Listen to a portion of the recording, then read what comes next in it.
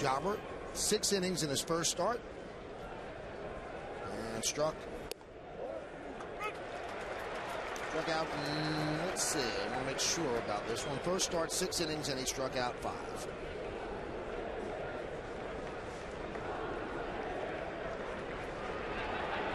Indians are 3-7, started the season at 0-5.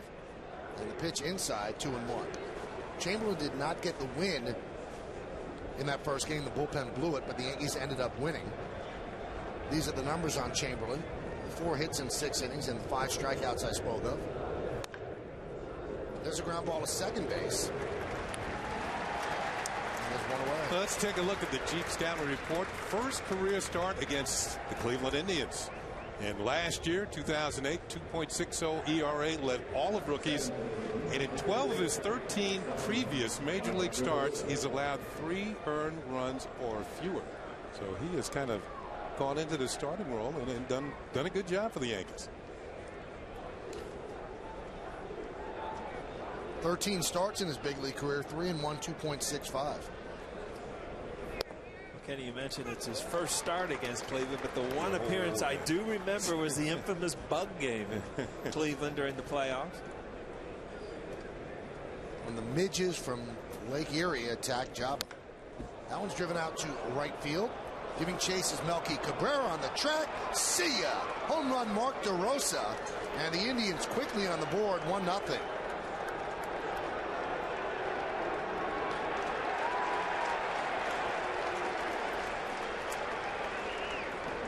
Now DeRosa has a low batting average, only hitting 179. That's his second home run of the year, but he's got a 7-game hitting streak. How do you do that? Yeah, that's a lot of at-bats with just a consistent hit. But I mean, a lot of the players in BP talk about there's a little tunnel out here in right center field that the ball really jumps, and that ball just didn't catch the back of the wall. I mean, he drove the ball to right center field. Obviously, Jabba throws hard, good swing.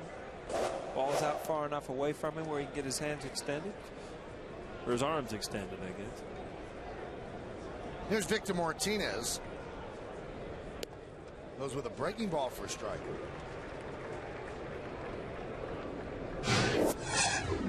We're going to see Martinez behind the plate today. Yesterday he played first base. You can see that wrap on his elbow. He had elbow surgery a year ago. Only played in 73 games. Line drive, base hit to right field. This kid can hit. Let's take a look at the Indians lineup presented by BMW. We've already met the first 3, Sizemore, DeRosa, and Martinez. Travis Hafner did not play yesterday. He'll be the DH, and he'll clean up. Batting 5th and playing first base, Ryan Gargo. Shin-Soo Choo, the right fielder, will bat 6th. Batting 7th, and playing left field, Ben Francisco. Tony Graffinino, the second baseman, will hit 8th. And as Drupal Cabrera, the shortstop, will bat 9th.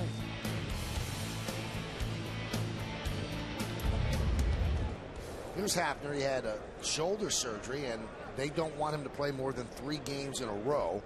So he'll play 5 games a week usually for the first couple of months till he gets stronger. And obviously it made sense to sit him down yesterday against the tough left-hander CC Sabathia.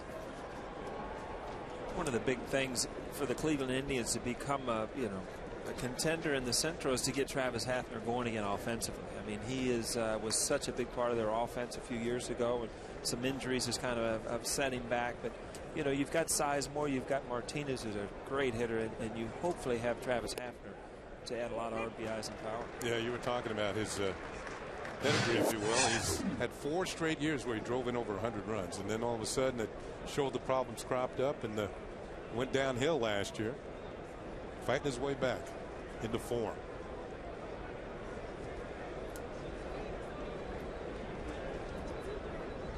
And the 1-1.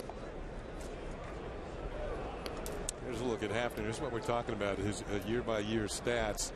And you could imagine, you know, they got him in a trade with the Texas Rangers. Imagine putting him in the ballpark down in Texas. I mean, that's the greatest hitting ballpark in the league. I was going to say, some of those numbers are almost like Colorado, where they're inflated because of such a good ballpark to hit in. Colorado. Soft ground ball to second. Let's see if they turn 2. There's one on to first. It's a double play. So they get Hafner bang into a 4-6-3 double play. 1 run, 2 hits. No errors, and because of this, nobody left on base. A quick turn by Jeter, a strong throw to Teixeira. Indians won, and the Yankees coming to bat.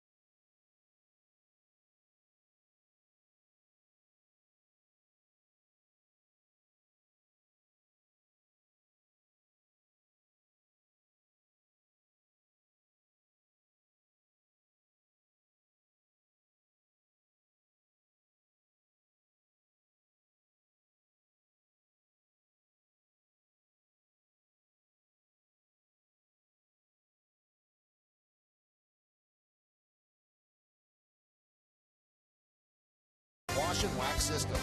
And by DirecTV. If you call yourself a sports fan, you've got to get DirecTV. Well, the Indians score quickly in the first inning. Let's take a look at the Yankees starting lineup presented by BMW. Yankees come into the game at 5-5. They lead off their captain and the shortstop Derek Jeter. Batting second, playing left field, Johnny Damon. Mark Teixeira, the first baseman, will hit third. Cleaning up the DH, Nick Swisher. Jorge Posada will catch. He'll bat fifth. Robinson Canó, the second baseman, is going to bat sixth. Look what he's done so far at the start of the season in stark contrast to last year. Melky Cabrera is in right field, Cody Ransom at third, and Brett Gardner will bat ninth. He'll play center field. 27-year-old Anthony Reyes on the mat for the Cleveland Indians. They got him in a trade with the St. Louis Cardinals. He's made one start so far this year. You can see the opponents hitting just 143 against him. Has a high ERA, but he also has a win. Here's our Jeep pitcher scouting report.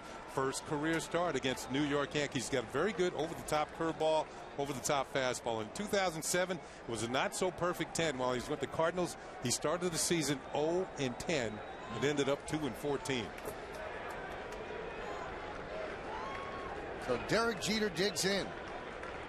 Reyes deals, and the pitch outside, 1-0. You know, Kenny, when you hear about guys that go through times like that, and a guy is 0-10, and you probably think, you know, he's probably got pretty good stuff. Because if he has nothing, they're not going to give him 10 consecutive outings, you know. So for teams to be that patient with guys, that probably means they have pretty good stuff. It probably means that the team didn't play well behind him in some of those games. Whenever you hear about guys who lose 20 games, your first inclination, well, they're not good, but they have to be good to throw them out there every single time and they keep losing. There's a breaking ball, off-speed pitch, and the count 1-2. Now, he was with the Cardinals, and he kind of butted heads with Cardinal pitching coach Dave Duncan. See that off-speed pitch, because Duncan wanted to make him a sinker ball pitcher, sinker slider type of guy. And Reyes likes to throw the breaking ball and didn't want to change, so that's why he's not in St. Louis. 1-2. Right back to Reyes. One away. Well, let's look at the game time weather conditions presented by Bigelow Tea. Now, these are just numbers and words. It's gorgeous out. 61 degrees, humidity 23%, not much wind, and there's a forecast of a mix of sun and clouds.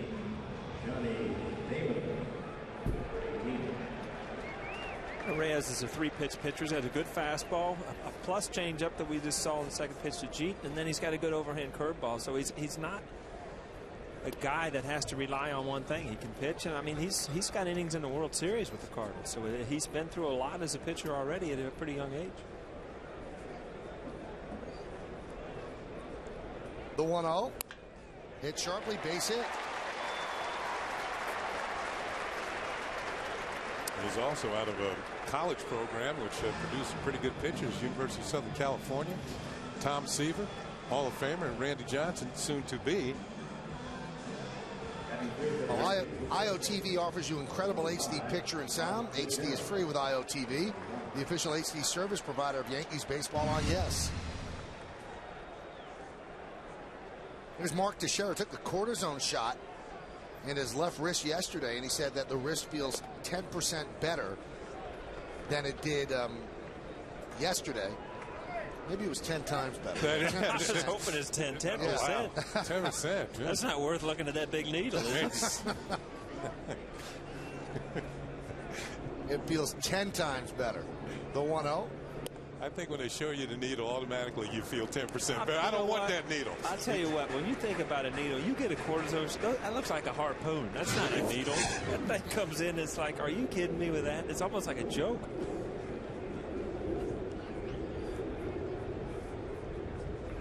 The 2-0 outside. Now, it's true that when they inject the needle, they kind of have to move it around to hit the hot spot. That must hurt worse than the injury. Well, that immediately tells you if they have the right area, because they do add some kind of Novocaine or something, so it goes numb immediately if they hit the area. And you know, if you're getting one for something that really hurts, it's such a relief when something doesn't hurt.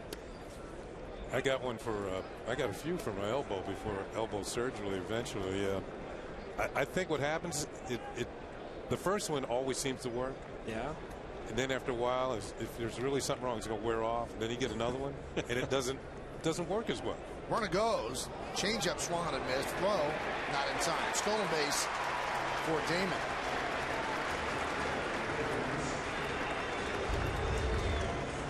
Again, Damon's always been a good base stealer. Looks back, knows he's got to steal the base. Got an off-speed pitch to run on, which is always a good play as a base runner to try to guess those off-speed counts. It makes you look really smart, yeah, too. It does. And the 3-2. And Teixeira walks. So Reyes in some trouble. First and second, one out for Nick Swisher.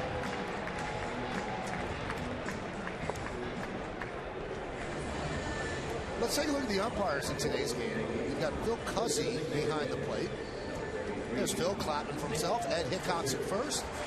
The veteran crew chief, Jerry Crawford, at second. And Tom Hallion, who was very demonstrative behind the plate yesterday, gets the day off at third. You're still going with that, oh, right? Come on. It's such an easy job. Third base umpire? Stop. How many plays you have there? A couple of check swings. Get a sunburn. You got to make sure everybody touches the bag. Oh, that's so tough. So in other words, you're telling me you could umpire third base? I think like I actually could umpire third base. Yeah, I actually can. And I have very little. You know what I'm saying? I'm saying Tom Hallion can't come do your job, so you can go do his, but he can't do yours. That must be pretty good. That's an excellent point.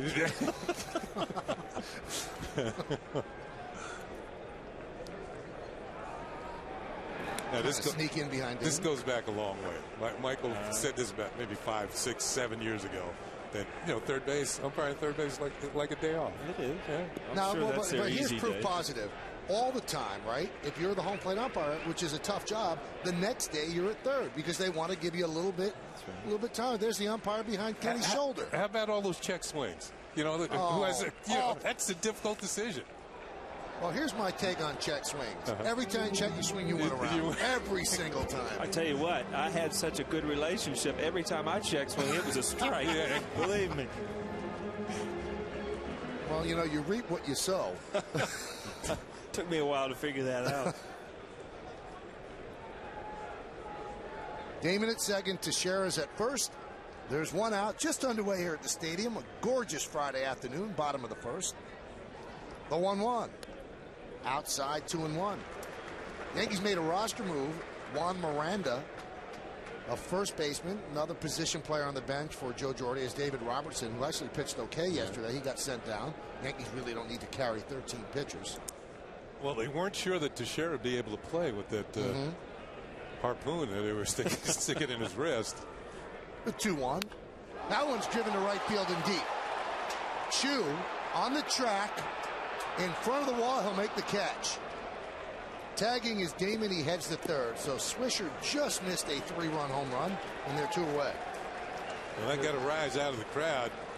I don't know if he got it flush or just a little bit off the end or like down. It got in on him a little bit, and you know, Kenny, you know that you just got to get a little bit of wood there, but it did. It got in just on the label enough to keep it in the ballpark. And as a hitter, you know you don't have a lot of pitches as a left-handed hitter to really drive out. Pitchers are going to lay him there, and you know you just missed one. Let's see, Chu going back to the warning track, and he went after it like he was going to catch it. He didn't get back to the ball and give you that look like this one might be out of here. Yeah, you get back to the bench, you just know that there was 3 more RBIs and not going to show up. Here's Posada. Grounded right to Garco, and that's going to do it here in the first inning. No runs a hit, no errors, and the Yankees leave 2 runners on base. We played 1 at the stadium. It is 1-0 Tribe. You know what's annoying?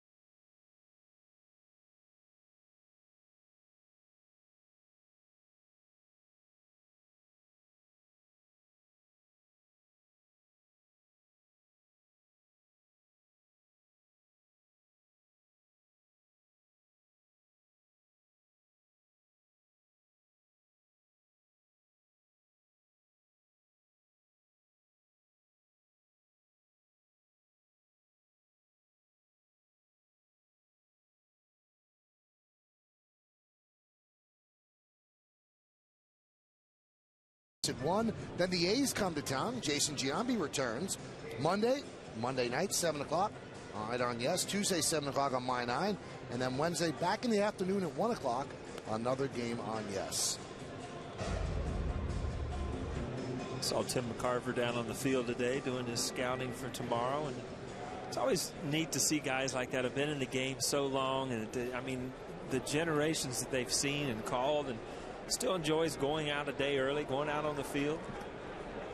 Something about that field when you get back on it, isn't it? Yeah, well, that was a teammate of Timmy's in Montreal for a short period of time, and you could see that he had been on successful teams in St. Louis. Caught some good pitchers there. I know that. Steve Carlton, Bob Gibson, those 2 Hall of Famers. He always tells that story about Bob Gibson telling he was going out to talk to him. And Gibson said, "Turn around, go back." He probably listened. The only thing you know about pitching, it's tough to hit. That was Gibson. Soft ground ball off the bat of Garco. And there's 1 away. One other note that we should give you, Matsui, his knee's bothering him, and he's unable to play today, and it's a little bit of a concern for the Yankees. Joe Girardi admitted that he could not go today, and that's another reason why they brought up Miranda, and also one of the reasons they sent down Robertson. He has options. Jose Barris does not. He's the one who kind of earned a demotion the way he pitched yesterday, so they'll try to work things up with him now here at the big league level. Here's Chu. I think they said Matsui's got a little fluid buildup in the knee. Yeah. He hasn't been swinging well at all. And you know what? And you have to, Paul will tell you, you need to have stable legs underneath you to swing the bat well. I mean, it's all about balance. I was almost going to say I was down by the cage today, and I was watching him hit, and it was all just arms and hands. And it's just, you know, and Kenny, we talked about it before the game. It's in your mind. You think you can go out and play, but you don't compete at 100%. And I mean, this game's hard enough, but you know, the drive-in, you want to go out and play. You want to be part of what you're supposed to do, but just your body won't allow you to do things. You know, just the same way a pitcher has a leg drive off the mound, hitter has a leg drive when he digs in at the plate. He pushes off that back leg and in and strides into the ball. 1-2. High fastball. Matsui, if you think about it, I mean, there's back leg hitters and there's guys that, you know, kind of get that weight transfer. And, you know, he'll spin on that back leg. So, I mean, he needs his legs to hit. Matsui so far this year, 4 for 26. grounded foul. And what's concerning is that, he's had surgery on both of those knees. I mean, where do you go from there? And sometimes fluid is a buildup when you do have surgery. It's a manifestation of that, but it is a little bit of a concern. And for Joe to admit today, this is not a good thing that he couldn't play today. The Yankees have to keep a close eye on Matsui and his viability. Here's the 2-2. Because with the injury to Nady, what you've done is a strength of the Yankees was their depth. But now their depth is playing. Today their depth is on the field. You've got Swisher DHing and Melky Cabrera in right field. 3-2. And Chu works a walk. Like an off-speed pitch, 3-2 from Java. Every once in a while, you hate to see a power pitcher that relies on his fastball have a home run hit in the first inning on a fastball, and all of a sudden they don't kind of trust it. That looked like a breaking ball that he kind of left out and didn't finish. Yeah, you can see he's not happy the way he's walking off the mound there. You're right, because the other team's looking for all this heat, and you got to show them, I can blow you guys away if I have to. Breaking ball strike to Ben Francisco. This is a team I talked about a lot yesterday, that a lot of dead fastball hitters. I mean, I don't care how hard you throw, you're going to have to put that pitch where you want it, and you're going to have to mix in a lot of breaking balls against the Indians. I mean, they have good fastball hitters. I mentioned yesterday that Francisco and Ryan Garco were teammates in college. That was wrong. They were teammates in high school in Anaheim, California. It's been a pretty good team. Did Michael correct you on that? No, I looked it up again last night and checked it out, and I said, I didn't make a mistake. See, he corrects me. Usually right when we get off the air, he corrects me with something. See, but that's a teammate. I never correct you on the air. See, I would call you up at 3 in the morning and tell you. I go ahead and you would go right at me. me. Because that shows you that it's not both ways. It's sad. The best way to do it is correct yourself. Yeah. Good luck with O'Neill on that one. The 0-2 upstairs. Crowd getting into it. They want to see Java punch somebody out. He's looking for his first strikeout of the afternoon. And Francisco up there, still in the hole, the ball and 2 strikes.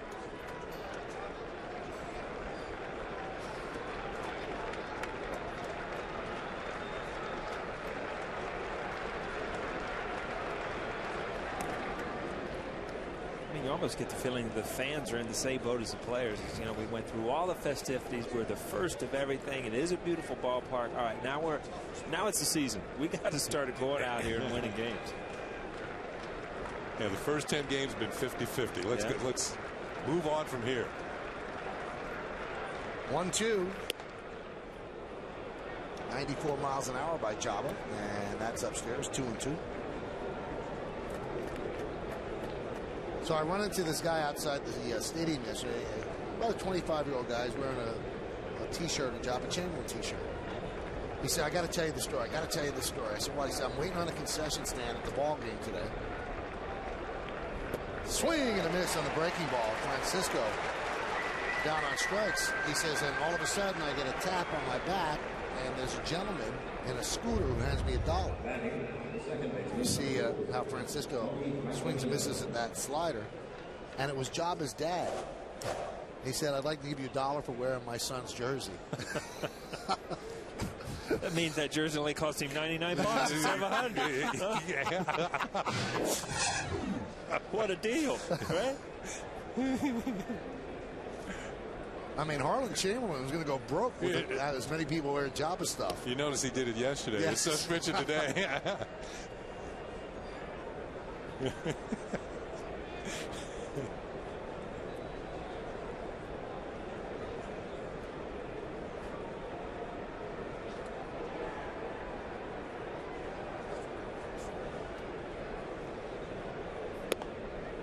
There's a strike and the count 1-1.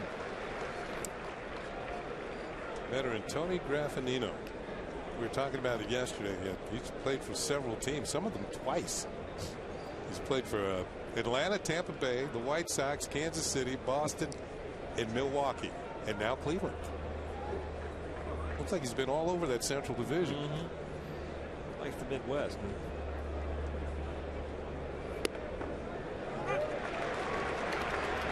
He didn't like that call. Oh, he's still jawing at Phil Cousin. We'll take another look. Oh, maybe he had reason not to like it.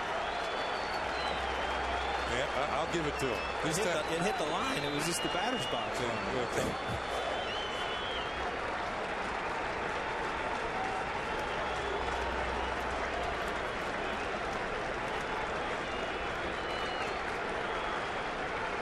Runner goes, pitches outside, and Posada could not get a grip on the ball.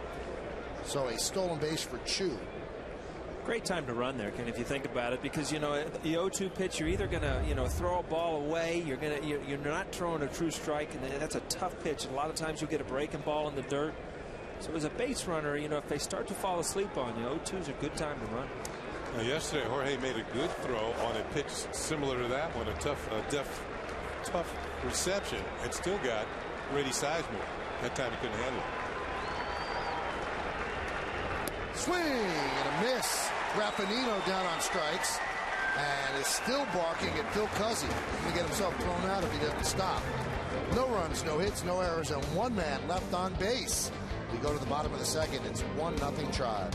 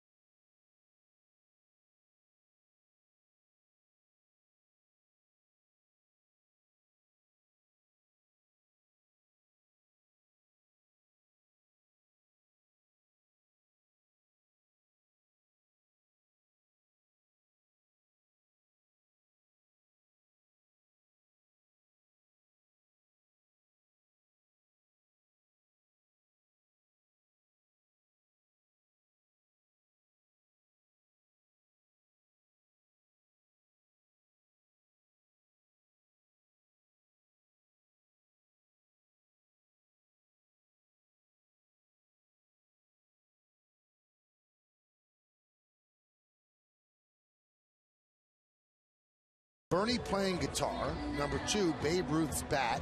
Number 3, Posada's home run. And number 4, returning Yankee legends. You can text your vote to 58772. Standard text messaging rates apply. I'm going to vote, and I'm going to say that the Babe Ruth bat was I'm just going to say that was as cool as I remember.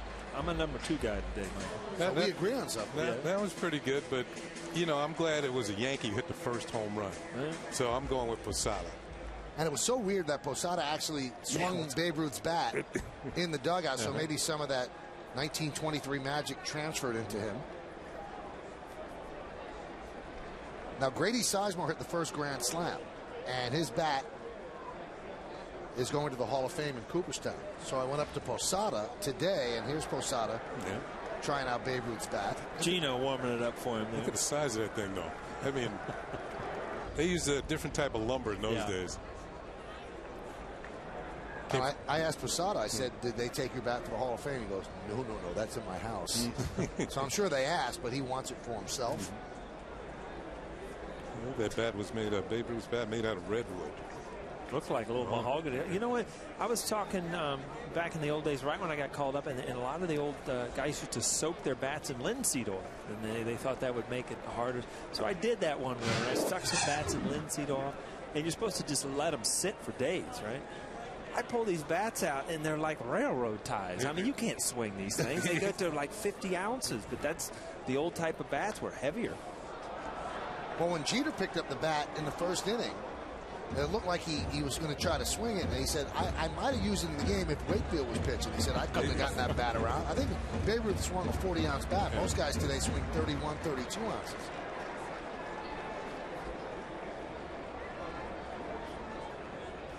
The 2-2. Grounded softly to first. Garco will take it himself, and they retire Canó for the first out.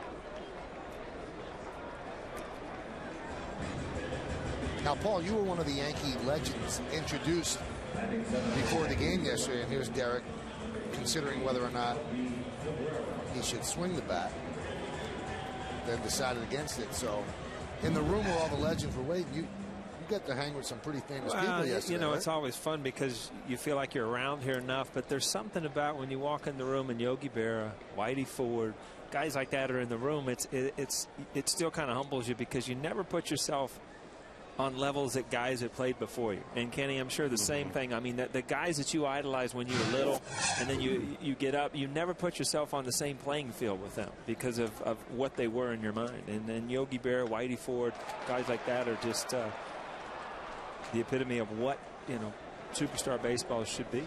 All those World Series rings between the two of them. Yeah, that is amazing. Melky Cabrera lines one out to Ben Francisco. There's some of those legends and the Daily News photos all around the ballpark. Isn't that amazing, Michael? Everywhere you go, you see a photo of the Yankee history, and I think that's one of the great things about this new ballpark. The tradition is just coming from across the street to here, and it's on display. Here's Cody Ransom, pitch outside. 2,000 of those pictures all around this ballpark. Certainly like Michael K pictures from like when you were 12 or anything like that. Really not one. No. The pictures aren't big enough to fit the head. Wouldn't fit in the frame, as you're telling me. No. Now, Cody Ransom, here's a guy yesterday, Kenny, and I'm sure you know, he had some swings yesterday. He is absolutely in between on everything. Yeah. And it's a scary position to be in because you're almost ready to lose him as a hitter. And I don't mean that in a bad way. It's just you become so frustrated as a hitter, especially a young guy trying to come in here in his own right and do something that, you know, gets somebody's attention, and you just try to force it, and you get so frustrated mentally that you don't even allow yourself to hit. Here's the 2-1. A lot of breaking balls from Reyes, and the count 2-2. You know, I think when you're not hitting well, you really have to go back to your basics and try and hit the ball back through the middle as hard as you can. Don't try and swing too hard. You know, even if you get jammed, there's a chance you might loop it over short or second for a hit. Just try and hit it right back where it came from. Cody Ransom just 3 hits and 30 at bats. Hitting 100.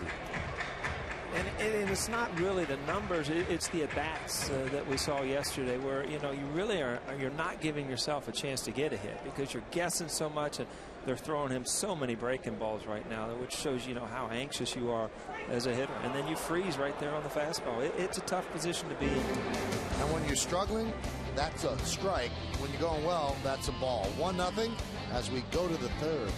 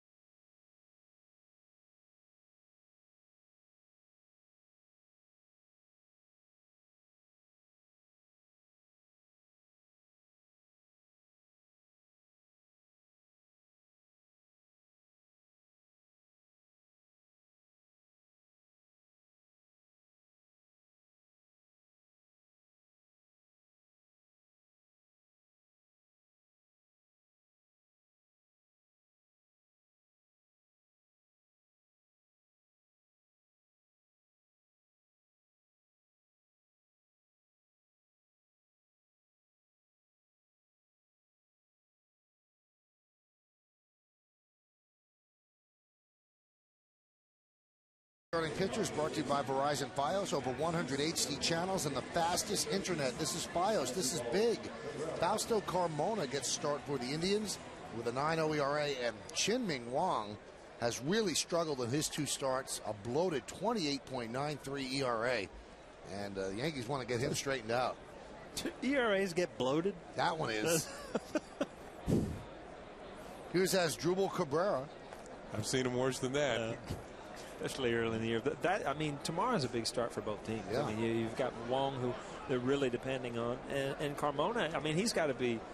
Let's face it, for the Indians to be successful, Lee's going to have to win. Carmona's going to have to win, and then you're going to have to get one of those next 3 guys to have a above average year for them to compete.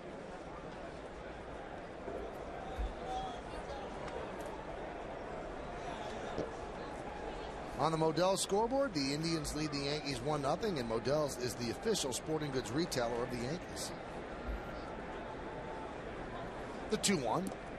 Pitch outside, 3-1.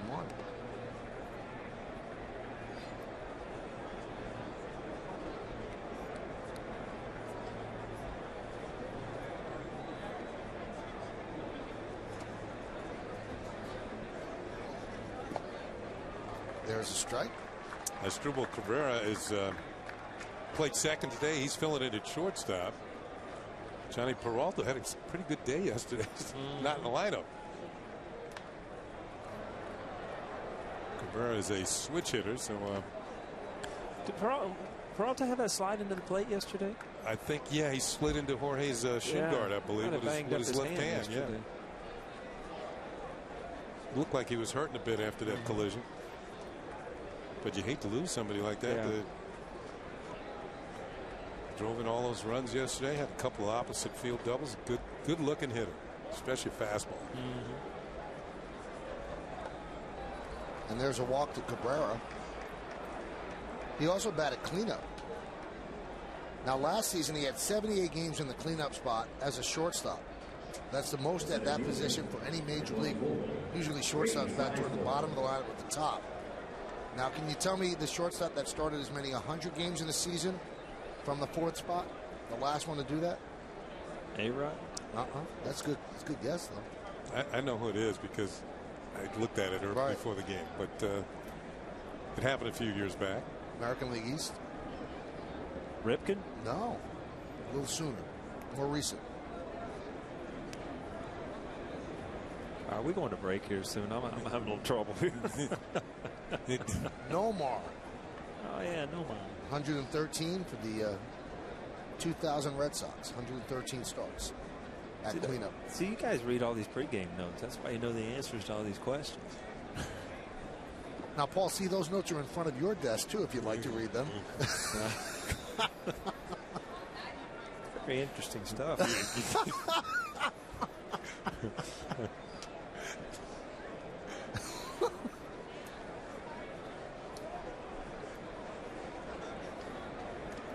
Now, Grady Sizemore, as I mentioned, his bat went to the Hall of Fame. That hit into the grand slam. This one that hit into the double play. There's 2 away. Kenny, that's hard to give up a bat you just hit a grand slam with. You know, usually you feel good about a bat. And you look at it yesterday, he was a little fooled on a breaking ball, but he got the barrel of the bat on it. And we've talked about right center field here in the new Yankee Stadium. Nothing like hitting a grand slam, especially early in the year. Grand slams in stadium's first game since 1900. Grady Sizemore yesterday. Greg Vaughn in Mexico. Todd Hundley at Coors Field, and Dow Maxwell at Montreal's Jarry Park. Now, how's this for a coincidence? The Indians' first game that they ever played at the old Yankee Stadium in 1923. Tris Speaker, the center fielder for the Indians, hit a grand slam. Hall of Famer. Against Carl Mays. Tris Speaker is the all-time leader in doubles. He was known, I believe, as a Gray Eagle, playing center field for Cleveland Indians. All-time leader. I'm not sure. I think he has over 700 doubles. You talk about Tris Speaker. I mean, the lineup that we were going over before the game. I mean, when you're throwing Mickey, Banner, DiMaggio, and Barrett, it was so cool to hear those names that are ringing out over the stadium. The 1-2. Outside 2-2. What year was that? That was 58 years ago, 1951. 51. Chris Beaker had 792 doubles. A lot of two-base hits. The 2-2. Outside 3-2. How about that game? How about the Hall of Famers in that game, Paul? You pay to get in this game, wouldn't you, Ken? Huh? Mickey, the Scooter, Joe DiMaggio, Yogi, Ted Williams. Strike 3. DeRosa down looking. So for the Indians in the third, no runs, no hits, no errors. Because of the double play, nobody left on base. We go to the bottom of the third. 1-0 try.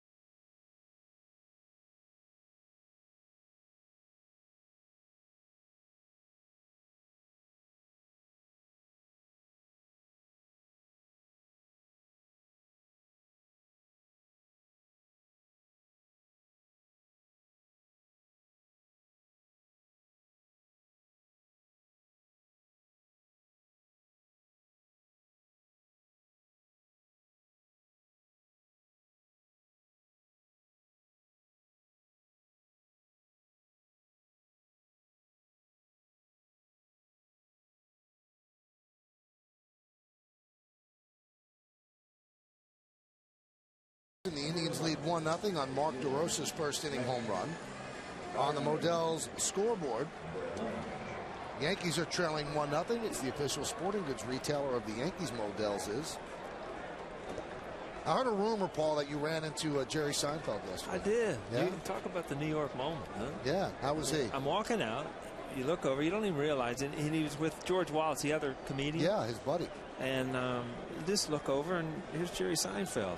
It's like, so I start talking to, I haven't seen you since the show, he said. And I'm like, this is unbelievable. It's pretty cool. And I said, all right, so have you seen the new Met Stadium? He said, oh, yeah, it was really nice. And I said, so what'd you think about Yankee Stadium? Absolutely beautiful. I said, all right, so let me know which one is better. And he was politically correct. He wouldn't answer. Really? Yeah, wouldn't budge. But pretty cool to walk out of a game and just, I was very surprised. He just walked out into the crowd, didn't have the bodyguards like you. And, it was hello, neat. Jerry. Yeah. Just like he would in the show and all the Yankee sets. Now, I need you, next time you run into him, the guy, we can't get him on center stage. I don't get it. Right? I mean, you got connections with these people. I got connections. You were on a show. Well, that was one of the funniest ones. That was one of the funniest ones ever. How did you get in here, by the way? That was a great line. That's what I kept saying to myself. How'd I get into this? Huh? 2 home runs. You know how hard that is? It was funny. I look back at that time, and Chuck Finley was pitching that night. I mean, the things that go through your mind. You run out, you do this show, then you go play a game that night. I mean, what a great day. How'd you do against Chuck Finley? I think I got a hit, one of my few. It was pretty tough. He was tough on the whole ball game. Yeah. Man. Now, you still getting residuals for that? Yeah, I get like $52 an episode, which, Green's get you a hamburger and a Coke these days. Green's face. Yeah, that's right. Slice down the left field line and out of play. I mean, they show that show so much. I mean, that's a lot of money. It's funny. We're looking back at that. I'm in there, and they're putting the makeup on, and you're reading the lines you're going to do, and you're a little nervous. I mean, it's a pretty big show.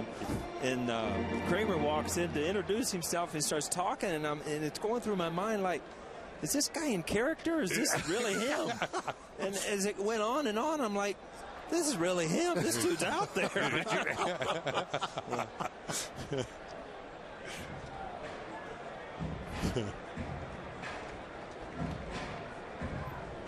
Brett Gardner's worked the count to 3-2.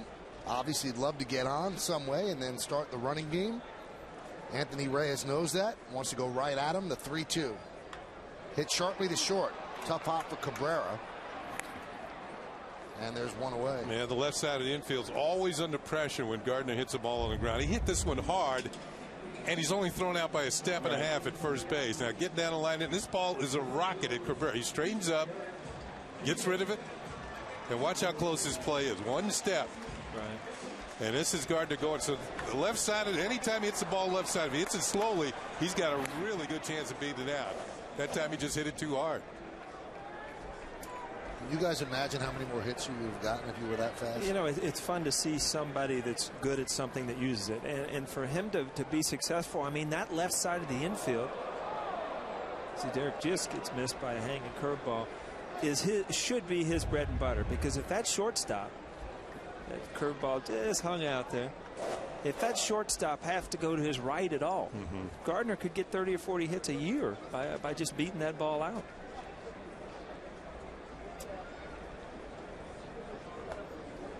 I was reading something today that Carlos Gomez, the center fielder from Minnesota, had 30 bunt hits last year. Wow. 30 bunt hits. You take those hits away. Was he hit one something? I was going to say, you don't have long slumps when you have 30 bunt hits. Always works out that if you have about 550 at-bats, each hit's worth 2 points. It was so we got funny. 60 points. I saw David Justice yesterday. All right, we were doing a thing, and he was telling a story about Eddie Murray. He said one of his first games, and David Justice is a pretty big guy, he bunted in L.A., and so he beats it out, and Eddie Murray walks over and he says, "Kid, you see all these fans here?" David said, "Yeah." He said, "I think any of them paid to watch you bunt." That sounds like Eddie. I don't think I ever saw Eddie Murray get a bunt hit. He got over 3,000 hits. I don't think any of them was a bunt that I can remember. And the 3-1. Ground ball to second. Raffanino. 2 away.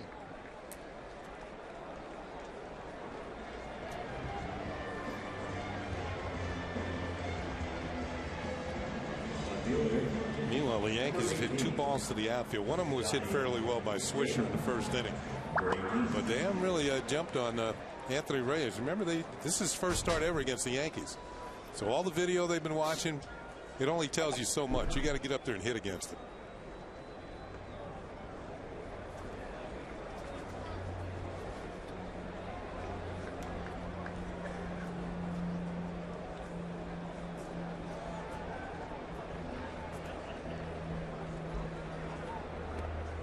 That's why I always felt that when you're facing a pitcher for the first time, your first at bat's very important. You don't want to go up there and just slash at the first pitch you see.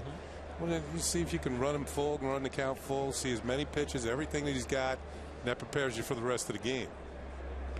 It's amazing how you can watch video, you can get a scouting report, you know velocities, everything, but until you go up and see his release point, you don't know how you're going to see a pitcher. Johnny with his first hit at the stadium yesterday, the first one ever, all the other first as well. Count 3-1. Reyes is living dangerously. He's falling behind on a lot of people. He's got just enough movement on his pitches. You think you have him lined up, and then you pound it in the dirt. That one is pounded to right field and deep. Going back, Chu. At the wall, he leaps. See ya! Home run, Johnny Damon. Game is tied at 1. Johnny wasn't sure, kept looking back, but that ball's in the stands. We got ourselves a 1-1 game.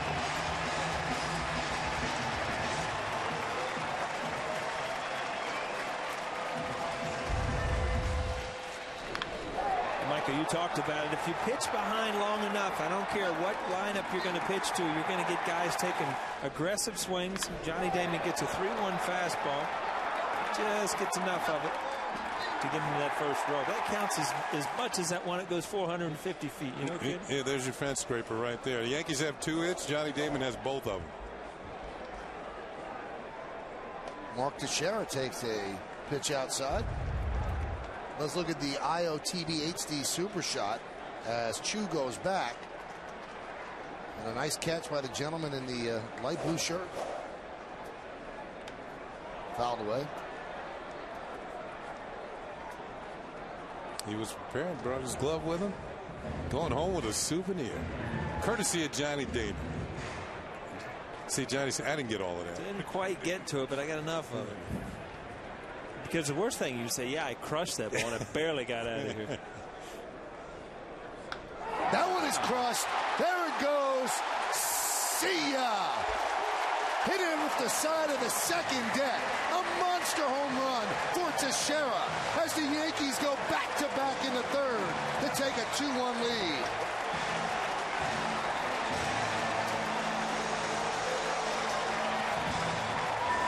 Well, I guess the harpoon worked. That's right. I feel a lot better today, don't you?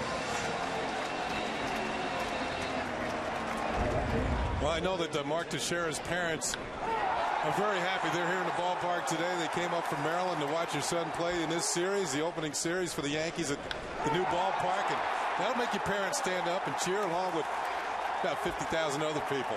And we talked about it earlier in the game, you know, about Matsui being a back leg. And if you look at that swing, I mean, he's on that back leg, and that's a home run swing right there. And it's almost the same pitch that Damon got.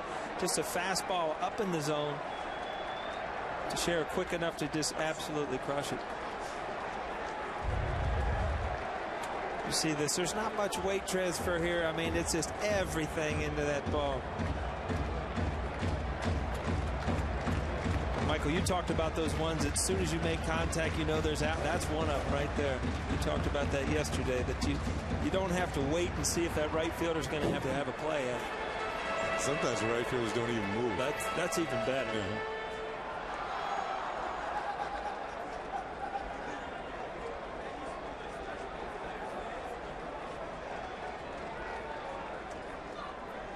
Paul, I got a question to ask you. That hit off the side of the second deck. You think there's any way anybody could hit into the upper deck here at the stadium? You know, it's right going to have to be right down the line, obviously. You know, until you go out and watch some BPs when it gets hot, I think you'll get a better indication. Raffanino will put away Swisher for the final out of the third. But the Yankees take the lead. How'd they do it? Well, it's the Bronx. The Bronx Bombers showed up. Johnny Damon got one just over the wall. Mark Teixeira wanted to be sure. He crushed it. Back-to-back bombs in the Bronx. Yankees lead 2-1. Looking for something that the whole crowd will...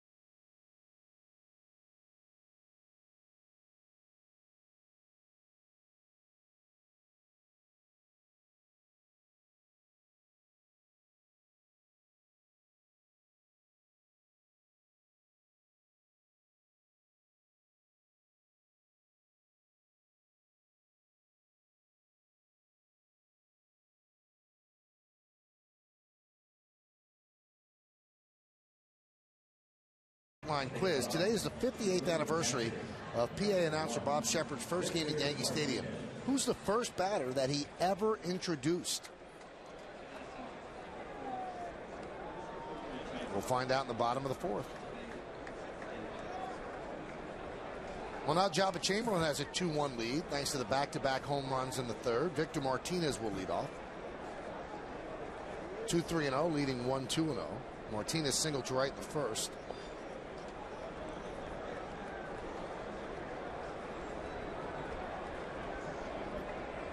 Scouting report on Victor Martinez. Had a base hit his last time. He's 10 for his last 21. He's a two-time All-Star. And in 2004, he set the club record for RBIs for a catcher with 101. But 10 for, that's where you like to go. 10 for 21 in April. I was walking up the tunnel back up here today after batting practice, and he kind of walked up with him. He was talking about hitting. It was such a neat thing to just hear a young kid, as good as he is. I mean, and I look at him as one of the better hitters in the American League right now. Just to sit and talk, and you know, nice kid. Nothing about him, no attitude. Just wanted to go out, get his swings in, and get ready to play a baseball game. It's really cool to see. And a switch hitter too. Yeah, it hit from both sides. Former Yankee manager Buck Showalter had served for 1 year as an advisor in the Indian front office, and he said that Victor Martinez was one of the greatest leaders he had ever been around. He said everybody in the clubhouse respects him. There are no factions that don't like him. That he's just an unbelievable guy. And this is the home run that he hit yesterday. Got into the bleachers in left field. He said the prototypical leader that you'd want on a baseball team. And it's not by rah-rah speeches or anything, just about how he goes about his business, his attitude towards other people. And does his job. Right. I said he's much more natural, doesn't have to work nearly as hard from the right side as he does the left side.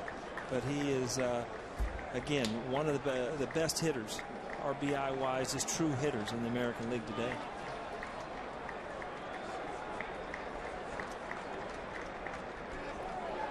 Swing and a miss, and it gets away from Posada.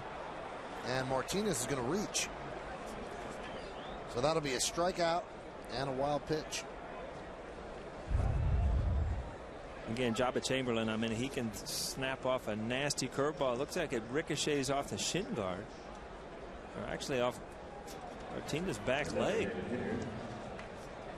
Are you allowed to do that? I think that the rule says if you swing and miss and the ball hits you, it's a dead ball. I think that's why Girardi's and that's why Joe's coming out, and he wouldn't be allowed to reach first base. Because it's almost as if the ball's laying there and you swing him, you could kick it away, you know, and then the catcher can't throw you out. So if it does hit him, and it does look like it, you know, at the bottom of his shin there near the ankle, and see he's limping, coming away. Hopping. So he swings and misses, and the ball hits him. Ouch. Joe is getting a little fired up here. He wants Phil Cuzzy to get some help. It definitely hit him. Now you have to hope that the other umpires saw it. Jerry Crawford is the crew chief, and all the umpires are going to meet. Martinez kind of gave away that he got hit. He hopped up and down. See, you told me that guy at third base, Hallion, had a day off. Now he's in an argument, Michael. You know what? He probably had the best view, too. Now, could you imagine if you were out there, you wouldn't know what to say, Michael? Sorry, guys, I wasn't looking.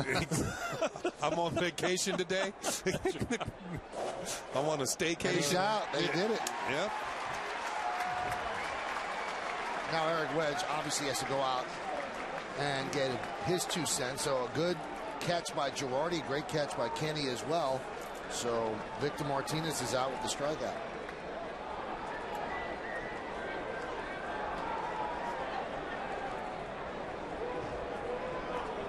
Now what I don't get is why you're arguing with Cuzzy. He originally let the guy go to first. The other umpires decided that he got hit.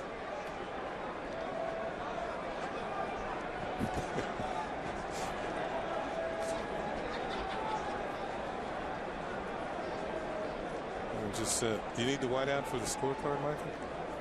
I think I'm okay. I just crossed it out to you. I'll take it, sure. Be a little neater this year. Let me borrow that thing, Kenny. I need to block it out on my sheet, too. There's the swing and a miss, and the ball actually hits him just above the ankle. And when that happens, the ball's dead, and you are struck out. It's because, you know, a hitter could actually redirect the ball if he wanted to, and the ball's laying there. You actually just kick it away and run down to first base. You like that? I do like, you know, we should get W.B. Mason to send up some correction pens, you know. They're good at that stuff. Paper, anything. We take free stuff. They have coffee up here for us. Yeah. So there's one away. Here's Travis Hafner. And there's a strike.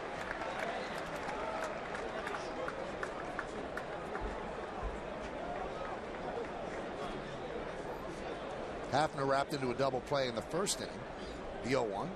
Inside 1-1. This guy's been tough on the Yankees over the years. He's a career 300 hitter against the Yankees. And this is a situation where you'd like him to come up to nobody on base. Right.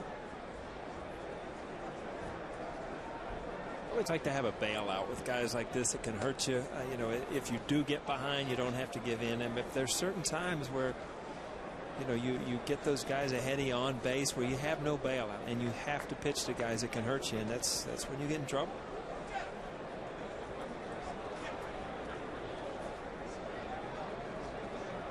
Two, 1. 3-1.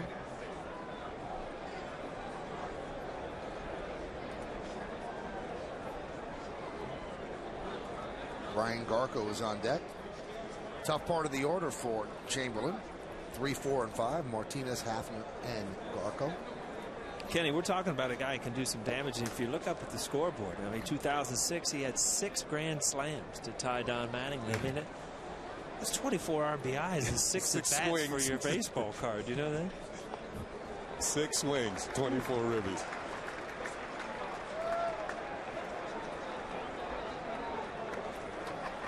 I remember the year Mattingly did that. It was off the charts. It seemed everything he hit was a big hit.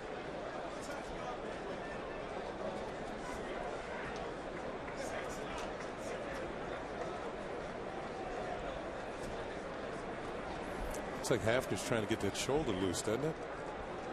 Keeps flexing.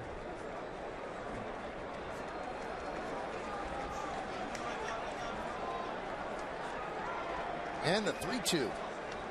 Walker. So that is the 3rd walk issued by Chamberlain.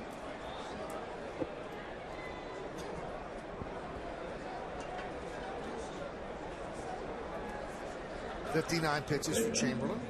Speaking of pitch counts, I had a chance to talk to CC Sabathia before the game, and CC was just despondent over the fact that he threw too many pitches yesterday. He said, there are guys that came up there, I kept fooling around. He said, I just should have put him away right then and there, stayed in the game longer. He was disappointed he wasn't able to hang around longer and give the Yankees a better chance to win the ball game.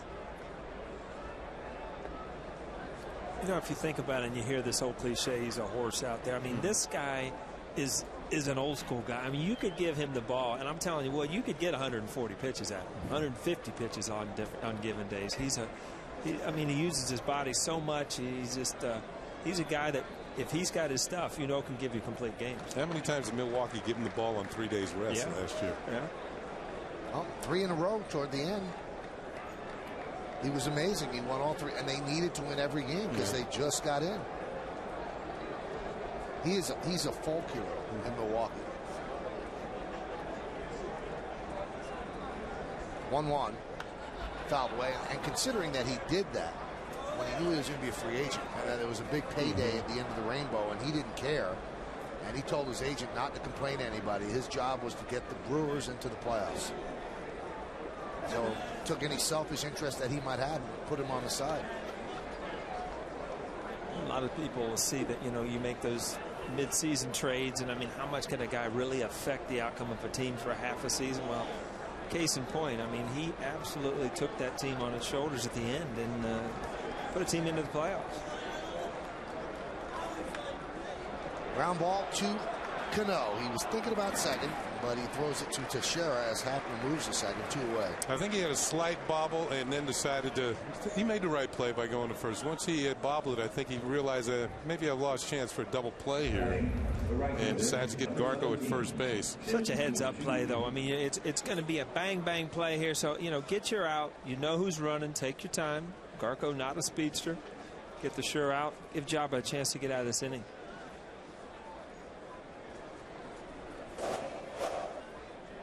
We talked about Jabba, or we talked about CeCe making 3 straight starts on 3 days rest. If you include the playoffs, it was 4 straight starts on 3 days rest. Pretty amazing. But he did not pitch well in that first game in the playoffs. And there's that pitch right there, Kenny, that just in between. I mean, a great curveball, borderline pitch, and you don't get it as a pitcher. It kind of sets up the at-bat for the hitter to sometime get a good fastball to hit. Not that time. Went with a little slider instead of the curveball. The more indecision you can create for a hitter, the better chance you have of getting him out. If you keep constantly falling behind, then they lay in there for the fastball. And he got it there. See? He wasn't ready to pull the trigger. I mean, you talk about as a hitter, what's going through your mind. You've seen 3 pitches. You've seen 3 different pitches. I mean, you saw a curveball, then you saw a short slider, then you see a fastball that actually runs away from him. Might have been borderline up. And now you are confused with 2 strikes.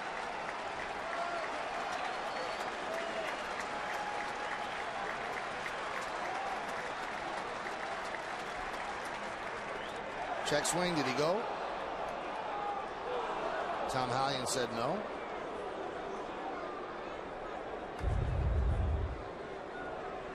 We get a second look, and it appears that Chu did hold up. Michael, if you're at third base and you call a strike when I did, I'm coming after you. You just said it's always a strike. That's a ball right there, and he held up. Did you notice even the shadow didn't go around?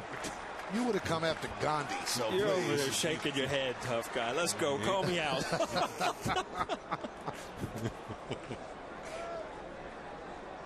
See, I would be the type of umpire, though, if I had a guy like go try to antagonize. No, that's nice. Just to toss you right out. You've got to go. I'm sorry, young man. Young man. That'd go over well, too.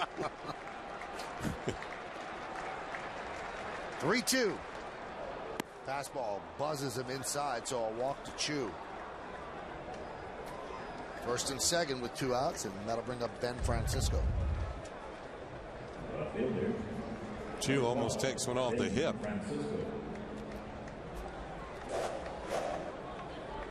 You know, if you're going to throw a pitch inside to a lefty in this stadium, you know, if you're going to miss, you got to miss in off the plate. You don't miss out over the plate.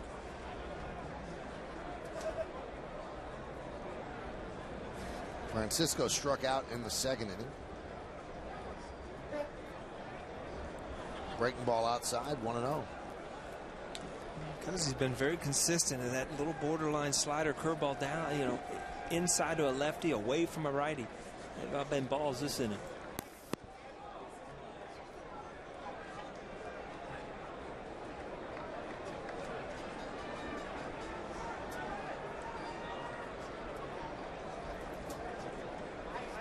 Hit sharply and into left field for a base hit.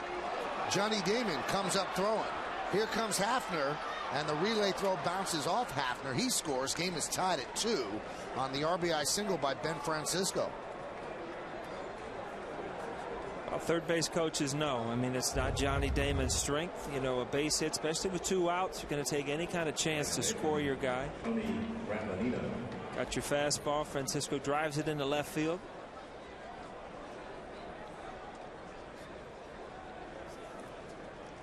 Kenny, when you're the hitter there, you're always looking over your back shoulder to see if that guy scores. Remember those days?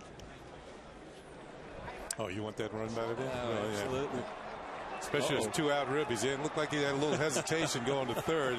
Thought he might be held up, and instead, Hafner. There you go. There you go. Come on, go.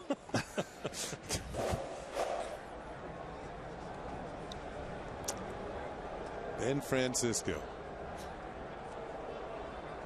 You know, I made the mistake of saying that they were college teammates. Actually, they were college antagonists because Francisco went to UCLA and Carco went to Stanford. So they played against each other in college at the Pac-10. Raffanino hits one the other way and out of play.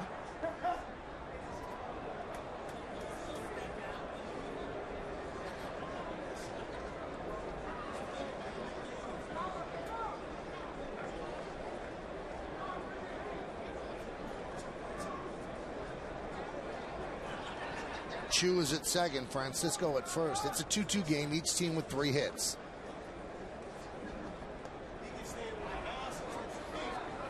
Count 1-1. I remember last time Graffinino was not happy with the call from Phil Cuzzy, and on the replay it looked like he had good reason. But sometimes when you plant that seed in an umpire's mind, for the rest of the day, anything close, you better be swinging. We talked about those borderline pitches. They're not borderline this at bat. They're all strikes. I learned early in my career to leave those umpires alone. They can make your life pretty miserable.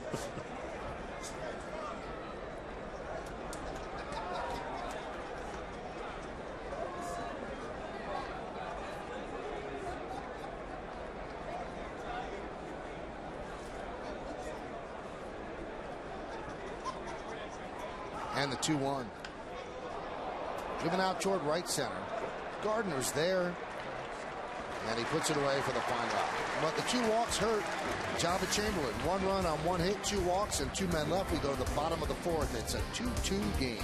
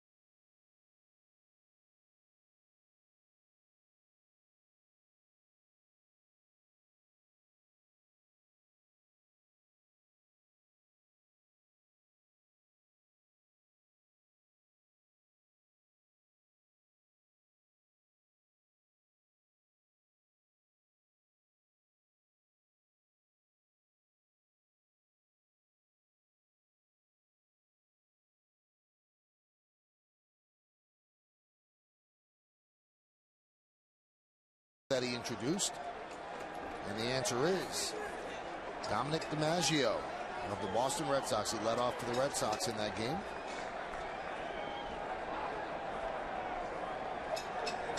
Hits the Posada, is outside, and that is the only opening day where Mantle and DiMaggio were in the lineup together. DiMaggio retired after 51. How about that? The DiMaggio brothers in center field. One for the Red Sox and one for the Yankees. How good was Dom DiMaggio? Was he very good? Very good player. Very good. Very good player. Lou Boudreau, the shortstop for the Red Sox, Hall of Famer. They had a third brother too, Vince, who played in the big leagues.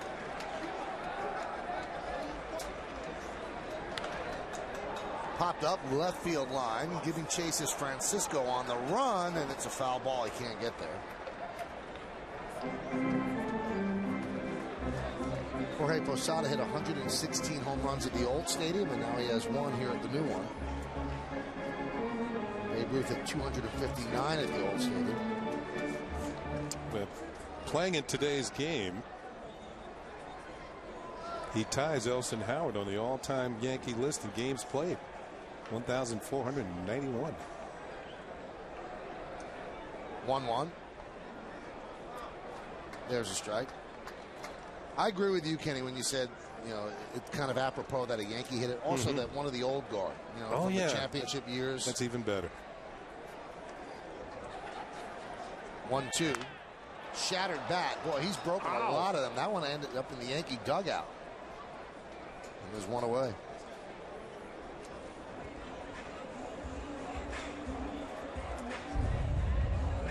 Here's a look, and might have been an off-speed pitch off the end of the bat. Man, sometimes you get broken bats because your bat is top-heavy. You got a top-heavy bat, and the handle can't just stand the strain. That's about 3 bats in the last 2 games for Posada. He and Damon the last couple of days have been something. Robbie Cucuzzi is going to be opening that bat room here.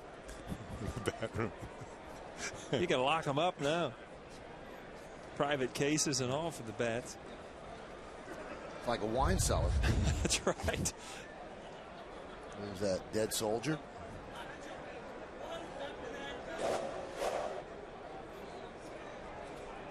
Inside, you wanted to know how good Dom DiMaggio was. 298 lifetime average. Pretty good hitter. 383 on base percentage. Just 87 home runs, 618 runs batted in.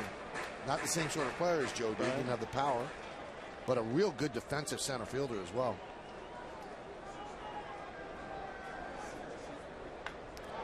Lined into right center field, giving chases. Sizemore, he makes the play, taking an extra base hit away from Canó. Brady Sizemore is just an all-around good player. I mean, he's a good hitter, got power, stolen bases, everything. And defensively, and you look at this play, does he have to dive for this ball? Probably not, but sometimes it's easier to keep your eye on the same level by just making an easy dive than trying to make a shoestring catch. So sometimes when you dive, it's not a necessity. It just makes it an easier play. If you dive, you better catch it, though, because it's a certain triple if it gets by you.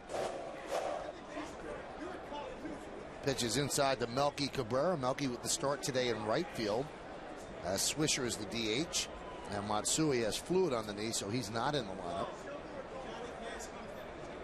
We're in the bottom of the 4th. It's a 2-2 game.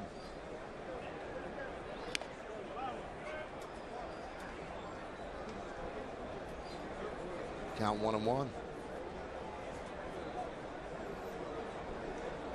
Anthony Reyes went to USC. And one of the other starters in that rotation in 2001 at USC, Mark Pryor.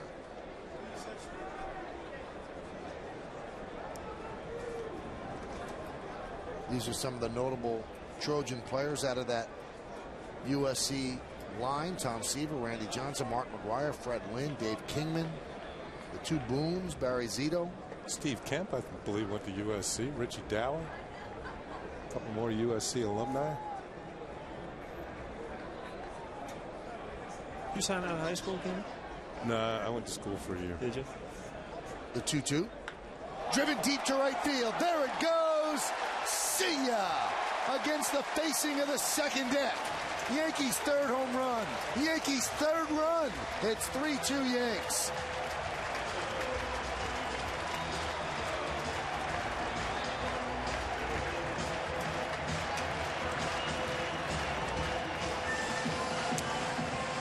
Well, we know that Melky Cabrera lost out on the center field job in spring training to Brett Gardner, but he did have himself a pretty good spring. He hit over 300.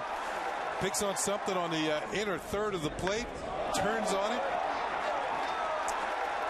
And it's his first home run since July 8th of last year. And it came at a very good time for the Yankees. Breaking ball to Cody Ransom. Hey, Melky becomes very important now with the injury to Nady. He goes from the 5th outfielder to the 4th. That DH spot is a place where he can get some at bats. Every outfielder can get a rest.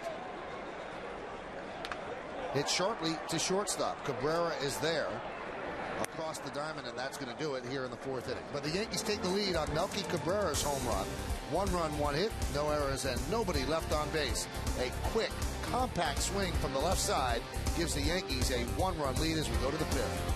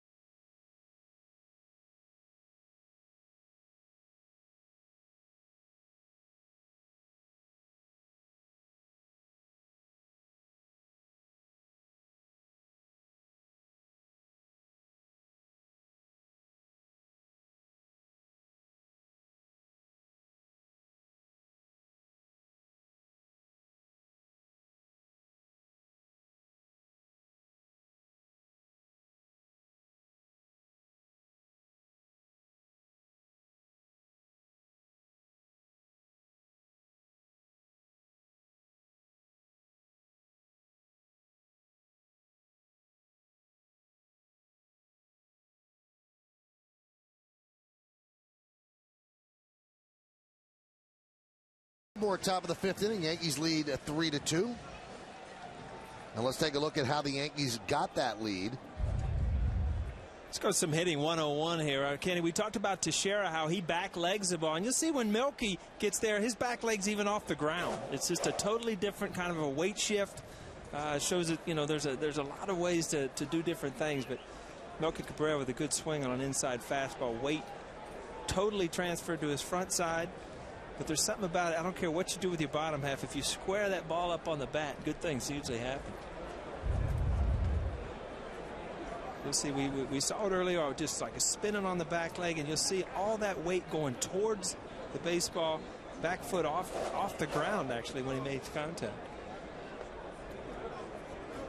Does that seem a little odd to you, that there's no anchor on the back? Well, I mean, it gets back after you make contact for balance, but it's what you call a weight transfer. Everything goes into the baseball, and it's just kind of a different way of hitting. I think, Kenny, you were kind of a back leg hitter. Yeah, Hank Aaron was more like the way Melky hit, and it worked for Hank.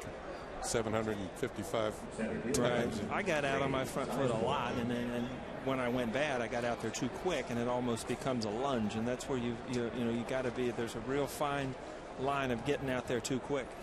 That's the 5th walk for Job. He keeps opening the door for Cleveland. Got him in trouble last inning. Now he faces Grady Sizemore.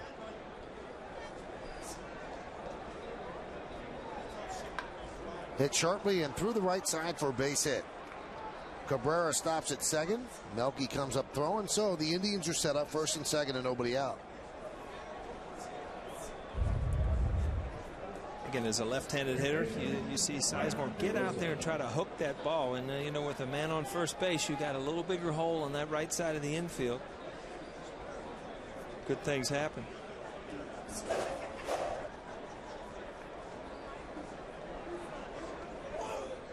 It's like the Yankees are looking for the bunt here, but I'm not so sure. DeRosa hit 21 home runs, drove in 87 runs last year for the Cubs. He's already hit a home run today. Besides, if he bunts, I mean, you got a chance to pass along Victor Martinez, who's up next, is one of the hottest hitters in the league. So I just don't see bunting here, and you can see that Teixeira's dropping back at first, and Cody Ransom just a little bit deeper than the bag at third.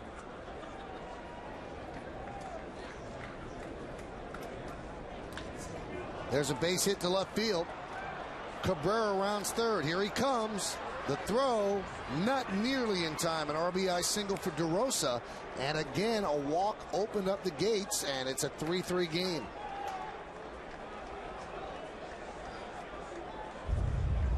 And again, we talk about it. I mean, if you're going to get an opportunity to run, you're going to run. The ball going to left field with Johnny Damon out there. I mean, it's good piece of hitting by the Indians. Keep that thing going. And you talked about not bunting, Kenny. Now you've scored a run, and you're in the same position with, your hottest hitter coming to the plate. It's true with Cabrera's batting ninth, and you don't want to walk the number 9 hitter to start an inning. You got to make these guys hit their way on base. And Cabrera, he's got pretty good speed too. I don't think he was going to think about holding them up. But the whole thing is the base on balls. In the last 4 innings, Job has walked at least 1 hitter. But well, this copyrighted telecast is presented by authority of the New York Yankees and may not be reproduced or retransmitted in any form, and the accounts and descriptions of this game may not be disseminated without the express written consent of the aforementioned New York Yankees. And that's the Yankees Museum.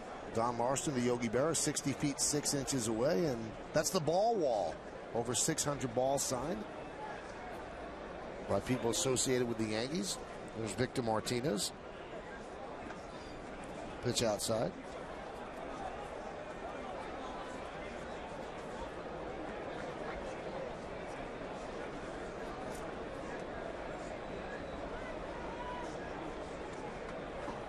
Phil Koch beginning to throw. Grounded foul.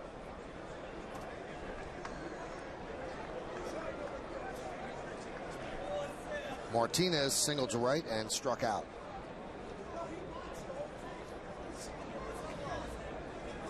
Indians trying to bounce back from 0-5 start, which was the worst in 24 years for the organization, dating back to 1985. And they are 3-7 coming into this game. Line drive foul. Kenny, in your mind, what makes a good RBI guy? Is it just your total approach, or do you think you just concentrate more with men on base? I think it's your total approach, because you want to be up there in those situations, and particularly late in ball games. It's almost as if you can read the headlines before you get up there. Tomorrow's paper. O'Neill, 3-run homer, 9th inning, wins ball game. And that's when you step in the box before you even hit it. Yeah, do you understand what I mean? I do. I mean, I like it, and I think it's so much easier to have total concentration in big at-bats. But I think sometimes you can get so hyped up that you go outside the strike zone, and that's what I think true RBI guys do if they swing the strikes. Yeah, I can remember sequence of pitches from 30-something years ago. Yeah. I'm glad to hear that, because my wife thinks I'm crazy. Well, your wife might be right. Yeah. But you bring up a pitch you saw like in 1991, and she looks at you like, are you nuts? My concentration level was there. And she says, my wife says, you can't remember something I told you 10 minutes ago. The 2-2. And that one gets past Posada all the way to the backstop, and the runners move up. Now you have a decision. It's 3-2. Do you intentionally walk Victor Martinez and set up the double play? Kenny, this is probably one of the hardest situations you see, Jabba. When you throw that hard of a curveball, almost impossible for Georgie with the break on that ball to get over in front of it. You're trying to make that perfect pitch down and in. You got him to swing over a ball last time. This is, in my mind, one of the hardest times to hit, because in the back of your mind, you know he's not going to give you a great pitch, but you don't know if he's going to walk you. So there's a lot of things going on in your mind right now as a hitter. And plus, you want to drive in a run, too. Absolutely. I mean, you only got one shot at it. It's 3-2. It's not like you can get a feeling early in the count whether he's going to pitch around you or not. You know, if I'm the Yankees, I go after him, and if you get him out, then you can put Hafner on and bring up the right-handed hitting Garco. That's what you could do. If you don't get him out, you might be bringing in Phil Koch to face Hafner. 3-2. Punches it the other way, foul. He might have swung at a bad pitch there. Yeah, that's funny, because now as a hitter you're thinking, you know what, I still don't know if he's coming after me, because that ball was out of the zone, but he's a good enough hitter. You see, he just flicked it away to keep himself in the count.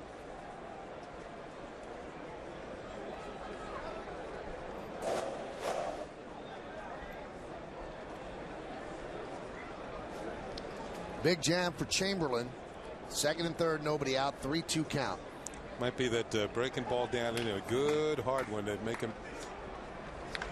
That one is driven out to left center field. Johnny Damon is there. Tagging is Sizemore. He'll score easily. And moving to third is Mark DeRosa. There's no umpire even close to the play. And Joe Girardi's going to say, well, who made the call? And now Jerry Crawford demonstratively says safe, but he was nowhere near third base. They have to rotate that way, and there was nobody near third because Hallion had to run out to left.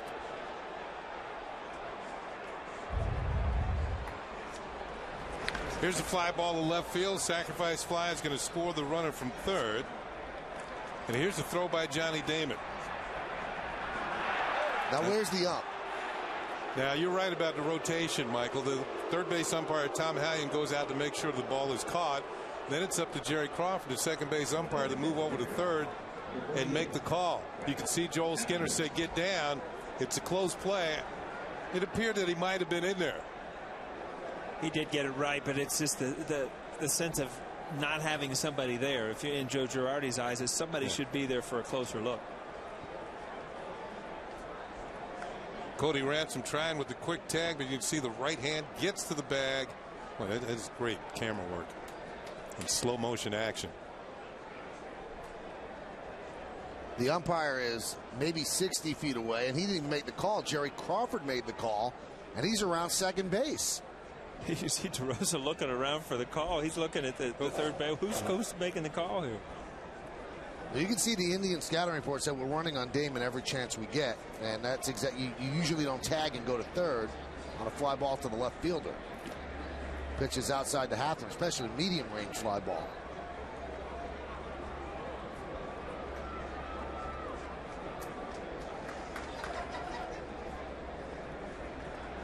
So again, you had a good piece of hitting by Martinez to get the runner in.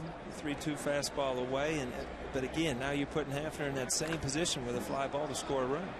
That one will not score a run as Gardner makes the catch. And the throw is cut off by Teixeira.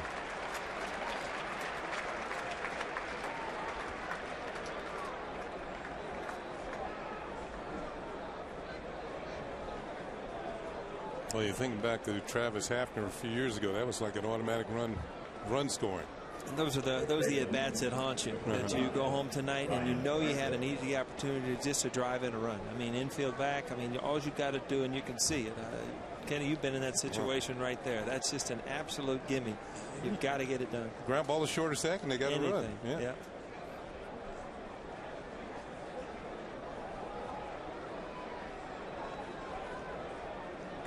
Here's Garco.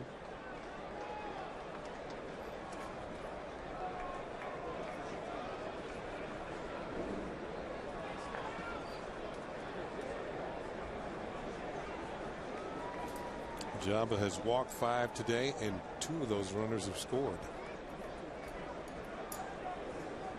A 1-0. That one's driven deep to left field. Backing up Damon. Still back, still back, still back. Reaches up, can't make the play. Backing up is Gardner. He'll get the ball in. It is an RBI double for Garco. And now the Indians lead 5-3.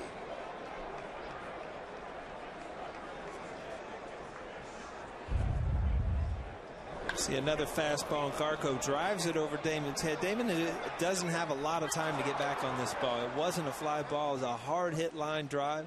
Looks like he's having some sun issues, and with a line drive, a tough play. That's you're not going to come up with that one very often. And that's going to do it for Jabba Chamberlain. And Jabba kind of sealed his own fate with all those walks and a high sky that Johnny Damon had a battle and snapped the glasses down on the run. 93 pitches for Chamberlain as the Yankees will go to the bullpen.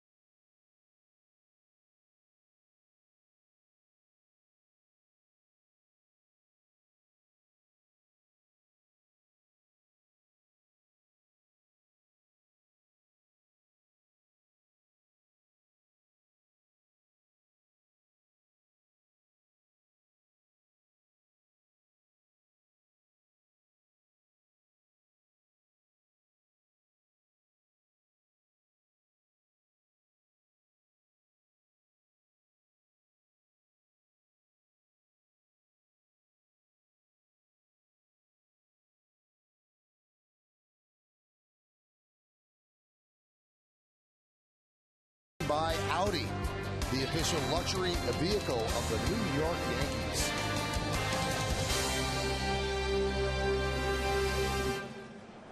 Well, the Yankees have to go to their bullpen, which was shaky yesterday, and they have to go early. This is the 5th time in 14 career starts that Jabba has gone less than 5 innings. Now, that's somewhat skewed because when he first started out, he had a low pitch count, but no reason for that today. He just walked too many people. So Phil Koch deals to Chu, and the pitch is upstairs. And this is just the second start where Jabba gave up more than 3 runs. And the runner at second is his responsibility. 6 hits, 5 walks. That's 11 base runners right there. Struck out for 93 pitches. Not a good performance by Chamberlain.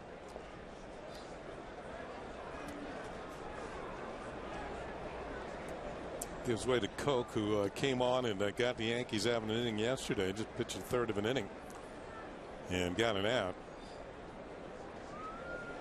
But he might have to pitch a little more length this afternoon in this game.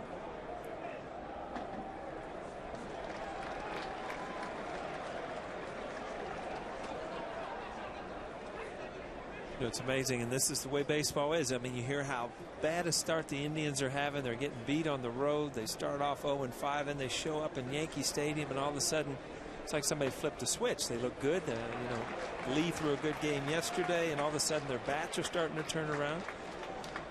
A lot of barking from Eric Wedge. Love it. Uh-oh. That won't last long. Surprised he stayed in the game. The umpires just absolutely cannot stand arguing about balls and strikes. But, you know, as a player, and you look over and your manager's on the you know, not just arguing a close play, but balls and strikes, it makes you feel good as a player. 2-2. Well, you know, Eric Wedge is under some pressure here. The team is off to a slow start. A lot of people pick Cleveland to, you know, win the Central Division. Just about with everybody else at Kansas City has been picked to win. But they're starting to turn it around a little bit. And, you know, the Yankees might be catching them at the wrong time when they're starting to play well. After getting off 0-5. 2-2. Fouled away. Third base side, and Ransom runs out of room. Nice catch by a fan. We talked about it a little bit yesterday, Kenny, that it's amazing how you can go through the September that they had last year, and you just feel like as soon as you get to spring training, it's just you're going to walk out there and do it again. And sometimes it's just you're not ready to go out and play the same way you were then. It just doesn't happen. You got to go out, show up, and beat teams.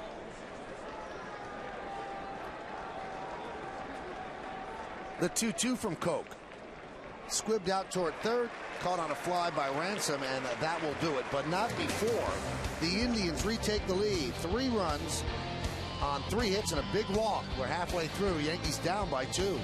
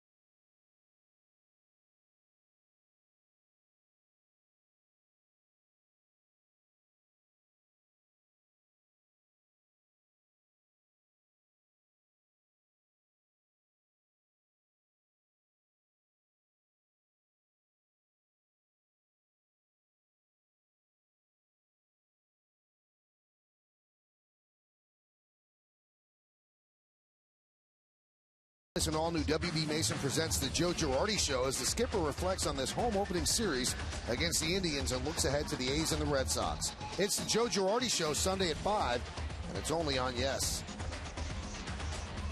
Well, the Yankees now have a 2-run deficit, and there's Brett Gardner to lead off. And the pitch is high on the Lexus scoreboard. It shows 5-6-0, leading 3-4-0.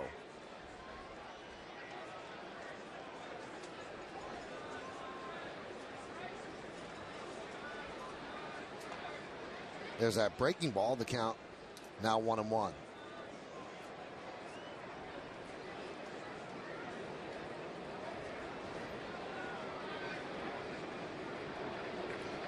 And the 1-1. Now the Yankees are making changes as they move along. If you look at center field here and the background that the hitters deal with, there is a little bit of a change from yesterday. The light blue covering of the railing. There's a line drive base hit to left center field. So Gardner picks up a leadoff single.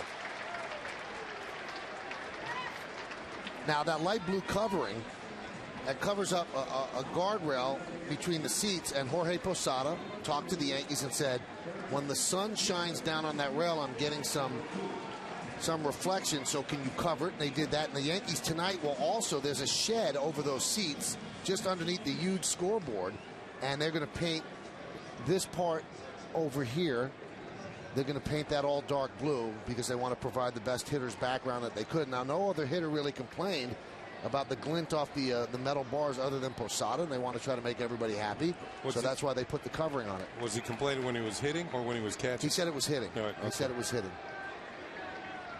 Runner goes, pitch out, the throw to second, not in time. That's how fast he is. You could pitch out, and he'll still steal second base. It wasn't even a bang-bang play either. I mean, this is a part of Yankee baseball that you're really not in the past couple years used to seeing. Great jump. The reason why he was safe because Anthony Reyes took his time getting the ball to the plate. He had a nice high leg kick. Even with the pitch out, they couldn't get him. You see the throw from Victor Martinez sails a bit. And Victor Martinez had some answering to do to the league too because he had elbow surgery last year. So you know, much in the same way Posada with his shoulder surgery. Whoa! I don't think a play was on. I think that Reyes just turned. If they had a play, they might have gotten him.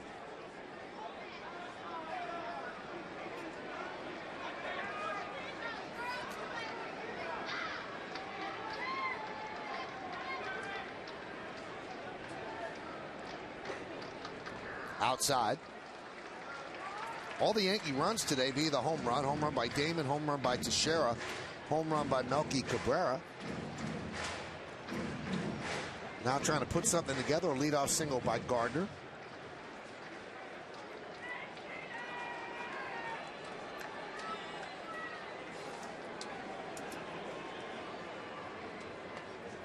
He continues to throw that breaking ball. He's had elbow problems in the past, and I was talking to some Indians people today. They said they hold their breath every time he pitches, every pitch that he throws, because they just don't know if that elbow is going to blow out. 76 pitches for Reyes, 41 strikes. And Carl Willis goes to the phone, and the Indian bullpen is going to get busy. 3-0 to Jeter. He swings and lofts it to right field. Chu is there. He'll make the catch. Tagging is Gardner. What a throw by Chu. Backing up is Reyes. Boy, does Chu have an arm. Yeah, that surprised me too. That wasn't even going to be a close play with Gardner running, but stays behind the ball. He's on top. A little high, but I'll tell you what, had some carry to it, didn't he, Kenny? Yeah, good thing that Reyes was where he should have been, backing up third, or this ball might have gotten into the seats. Yeah, a little high throw by DeRosa, but Reyes is there over the shoulder of Robbie Thompson. There's Gardner. You know, he's thinking he's in there easily. All of a sudden, Robbie Thompson, get down. Johnny Damon pops one up. Let's see if Gardner tags and tries to score on Graffinino's arm. He's tagging, draws the throw, but the throw is cut off by Garco. So Damon does not do the job. He does not get Gardner in from third, so now the Yankees will need a 2-out hit. That's the only chance you could have taken because Graffinino ended up catching the ball. That ball right there with the second baseman going back, every once in a while you can take a chance. You know, it's a center fielder's job to try to get in there and take those in-betweeners so you don't give that guy on third base a chance. Just because he's on his back leg, you see there, but it wasn't quite deep enough.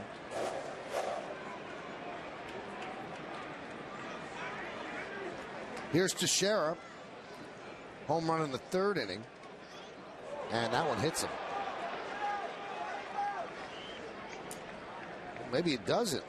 He's not going anywhere. So he'll stay at the plate.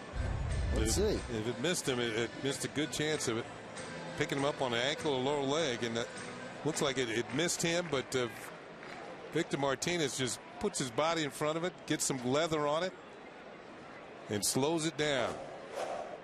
Saved a run. Ooh, up and in. All right, now he's got Teixeira's attention. These first two pitches have been close, particularly this one. Up around shoulder level. Might be flipping an off-speed pitch up here. Again, falling behind. And the pitch. Throws that one in there for a strike. Teixeira's coming up on a milestone, which 6 more hits after the home run earlier in the game. And he's got 1,000 for his career.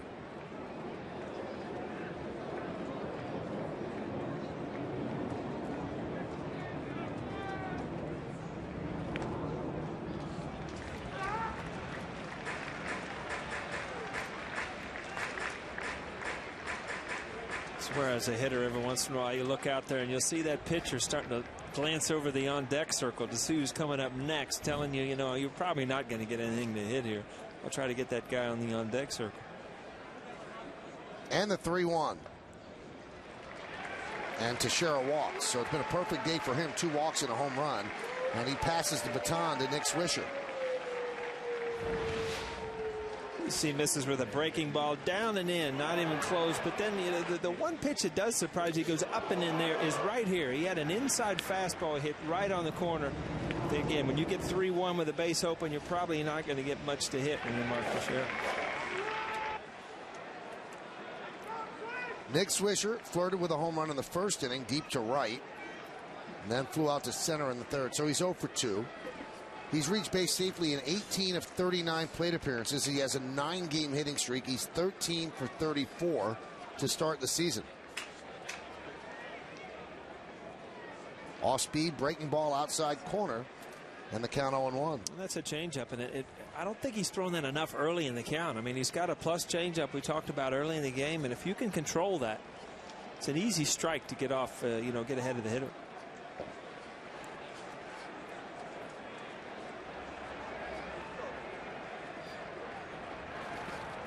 Another off-speed pitch. Count 1-1.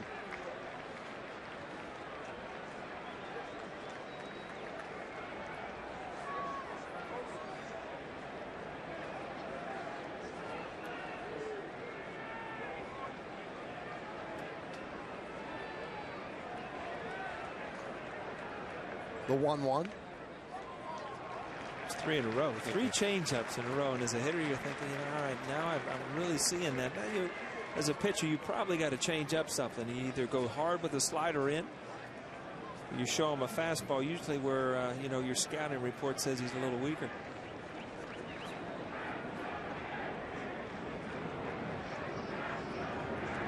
The 2-1. 3-1. On deck is Jorge Posada. Now, Kenny, you've gotten so cute with throwing 3 changeups. Now you're 3-1. And now what do you do? Suggests he's pretty careful here because Swisher's been a hot hitter. Right.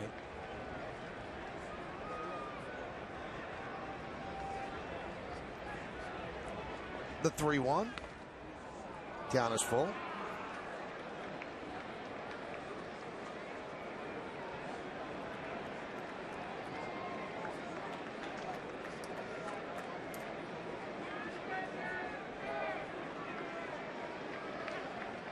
Zach Jackson, one of 2 left-handers in the bullpen, warming for the Indians. Switch hitter Posada's on deck, then after that a lefty, Robinson Canó. Runner goes and pitches outside. The bases are loaded with the Yankees. With a changeup, 3-2.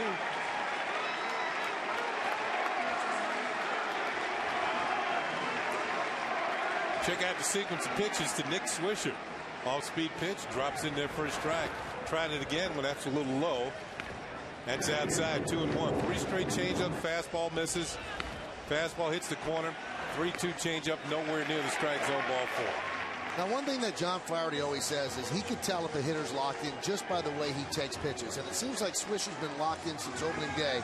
because he doesn't get fooled by a changeup. He knows exactly what he's looking for and sees it right into the catcher's glove. Did you feel that way, Paul, when you were hitting?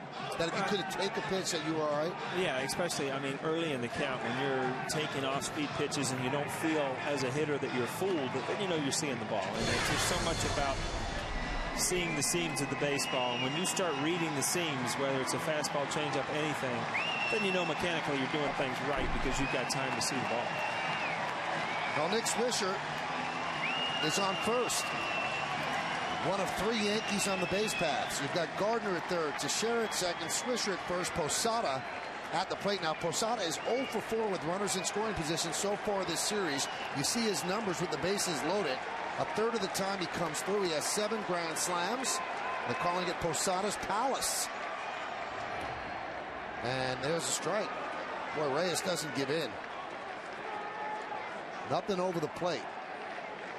We're in the bottom of the 5th inning. Yankees are trailing 5-3. We told you Posada asked for the new hitter's background. And he's got it in center field. Pitch is high.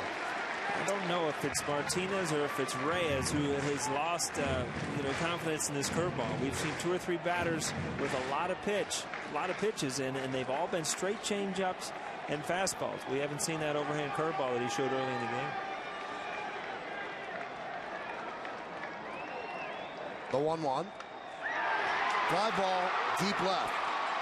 Backing up Francisco on the track, and he makes the play up against the wall for the final out of the inning. So Posada flirted with an extra base hit that would have cleared the bases, but Francisco battling the sun, back, feeling for the wall, and making the play as he hit the wall for the final out of the 5th inning as Posada strands 3. No runs a hit, no errors, and 3 men left. Posada says, oh, just a little more. Okay, good news.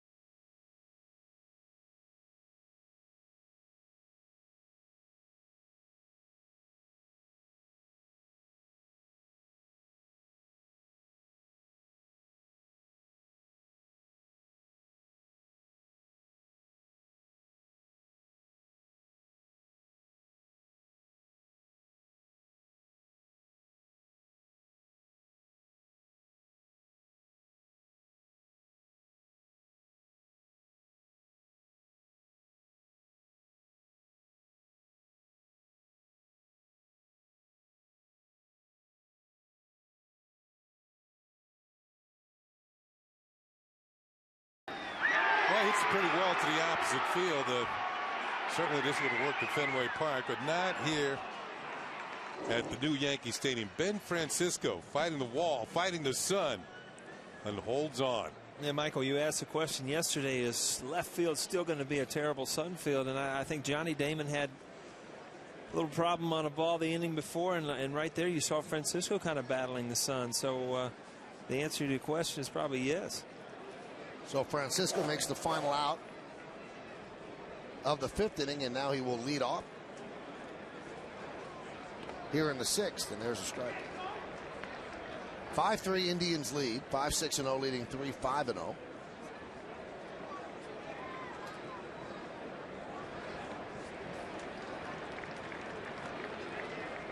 And the count 0-2.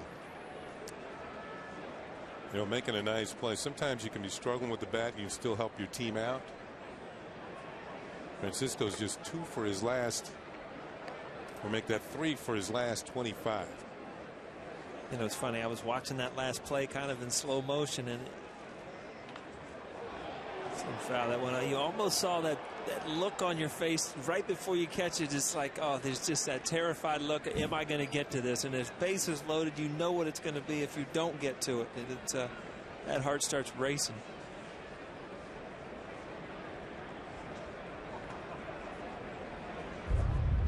You see, he's going back. He's going back. Now I'm in trouble here. You start seeing that worried look on that face, and then it's all laughs from there. Is this wall going to hurt? Popped up. Jeter shading his eyes from the sun, and he puts it away.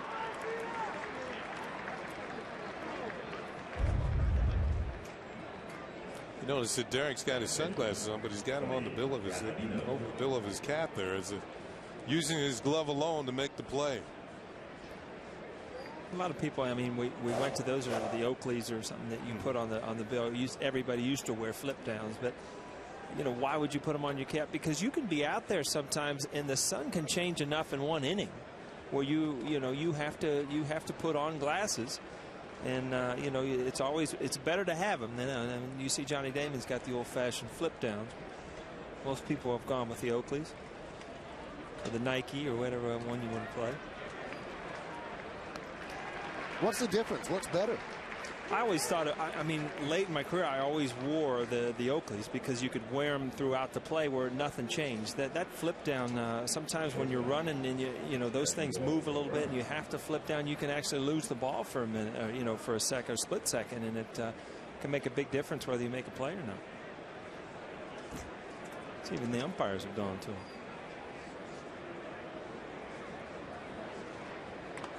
I'm going to make a prediction, Kenny. Tell me. O'Neill just mentioned Nike. He's going to be at Nike Town tomorrow on a shopping spree. I got a driver coming. You know, I called a guy the other day, and I got a driver coming. I felt like it was Christmas. Oh, man. A prediction. What else do we need up here, Michael? I don't need a driver, I'll tell you that. The 1-1. Grounded softly up the third baseline. All right, now listen here, Kenny. This is what the difference in Michael and I's life is. You know, I promote the Nike driver. I'm going to go golfing. Earlier in the game, we got a free sack of W.B. Mason whiteouts for Michael's writing. That's right. So, we did. Simple man. No, I asked for it. We haven't gotten it yet. Oh, it's a given. You're getting a whole bucket of them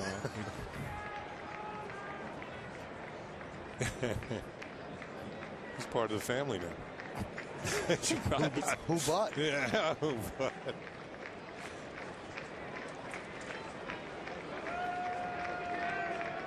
The 1-2. You know what's amazing, Kenny, is that I've known O'Neill since he came here, and I never saw him more shocked.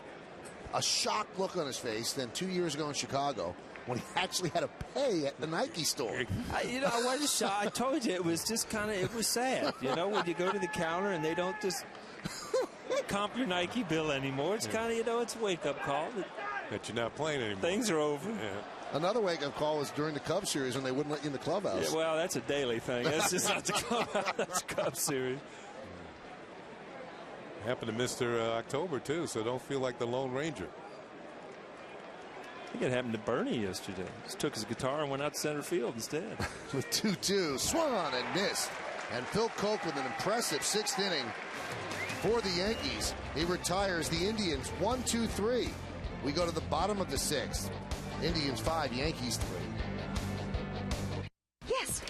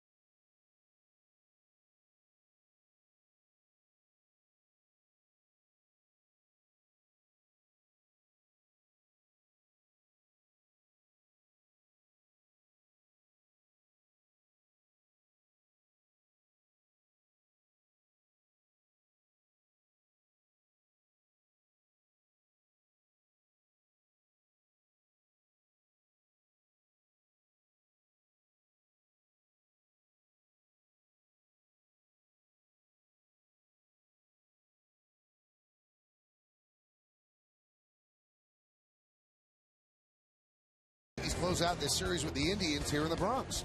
Coverage starts at noon with batting practice today, followed by the Tri-State Port pregame. Then Paul O'Neill, Ken Singleton, and I bring you the call from the booth. It's the Indians against the Yankees. It all starts Sunday at noon. And it's only on, yes, tomorrow's game is going to be on Fox. So you could watch that. I believe that Joe Buck is here with Tim McCarver, and they'll be doing the game. We saw Tim McCarver today. So we'll recharge our batteries and be back on Sunday. The Yankees need a little rally in their bones right now as Robinson Canó leads off, and there's a new pitcher for the Indians. It's Zach Jackson. So Anthony Reyes goes long enough to get the victory. If the bullpen for the Indians can hold on. Second game for Jackson. 6 strikeouts in 4 innings, impressive without a base on balls. So Zach has been exact out of the bullpen. You look at Reyes. I mean, he leaves the game with the lead, but the times that he got hurt is when he dropped behind him. And if he pitches ahead, he can be very successful. The Indians got Jackson in the trade for CC Sabathia. He was part of that deal. And the pitch to Canó. Fouled away. The big guy they got back, Matt Laporta, is a first baseman, outfielder. He's got great power, and they will call him up shortly. Jackson has not pitched since April 9th, so this is April 17th. You do the math, that's 8 days.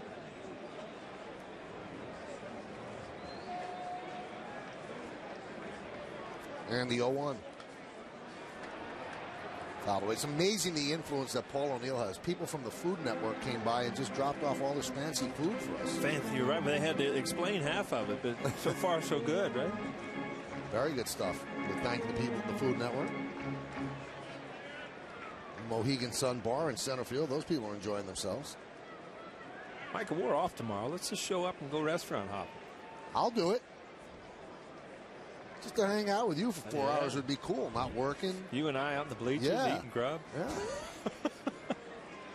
I'm sure that you wouldn't be bothered at all. It'd be great. To wear those sunglasses you're going to get. Yeah. That's right. Nobody would know.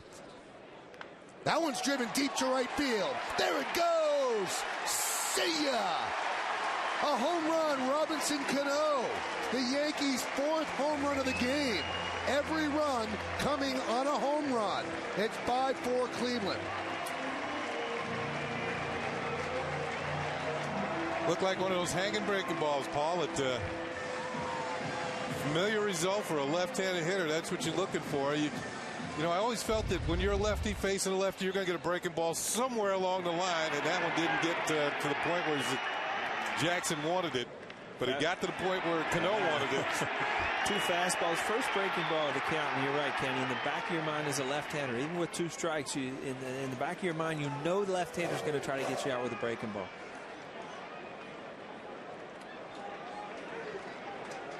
Manual scoreboard, they had that 6th hit, and Canó already has more hits this month than he did all of last April. He has 17. Last April he had 16. Still a lot of games to go this month. And he's now got a 6-game hitting streak.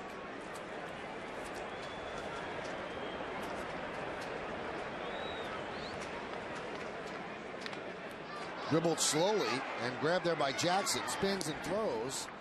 One away. Is it too early to say that the ball's jumping here?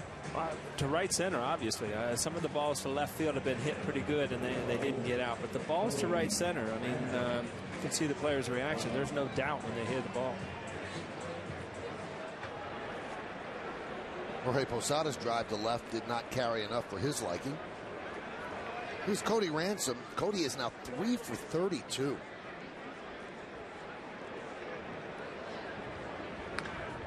And there's a base hit. He reached out and tapped it the other way. To me, that's a good sign, because sometimes you get pull happy and you're just helping pitchers out by topping ground balls to short or pulling them to third. And when you get a pitch out over the plate like this one, that's what you want to do with it. Go the other way. There's a lot of hits on the other side of second base. You mentioned Tim McCarver. McCarver used to say there's a lot of glue on the other side of second base. I'll tell you, Kenny, I think the reason you do get pull happy is you get so frustrated that you haven't put up the numbers that you think if you hit a couple home runs that, you know, that'll make up for it. And the first thing you start doing when you think of home runs is you want to start pulling the ball. And that's what really amazes me about the true power hitters today in Pujols and A-Rod and guys like that. They hit the ball to all parts of the field and don't worry about pulling the ball. It's gone, yeah. Speaking of A-Rod, he hit a few yesterday in batting practice down in at the Steinbrenner Field in Tampa.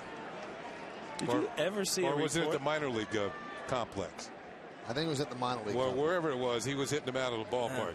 Did you ever see a report on yourself that Ken Singleton hit like 4 home runs in batting practice today? No. Times have changed a little bit. Well, you know, it was in my mind that I did it, but nobody else cared. Like a slot machine going off in your mind.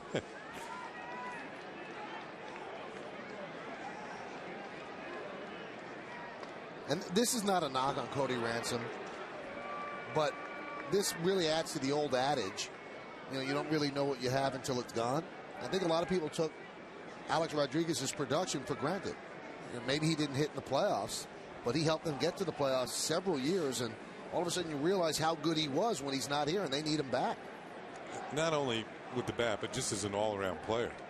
I mean, defensively. Soft ground ball to short. Ooh, got him. Just got him. That's some play by Cabrera.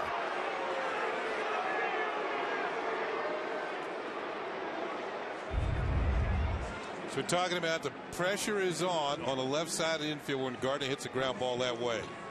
Yeah, he got him. That was a half a step that time. Maybe even less than that.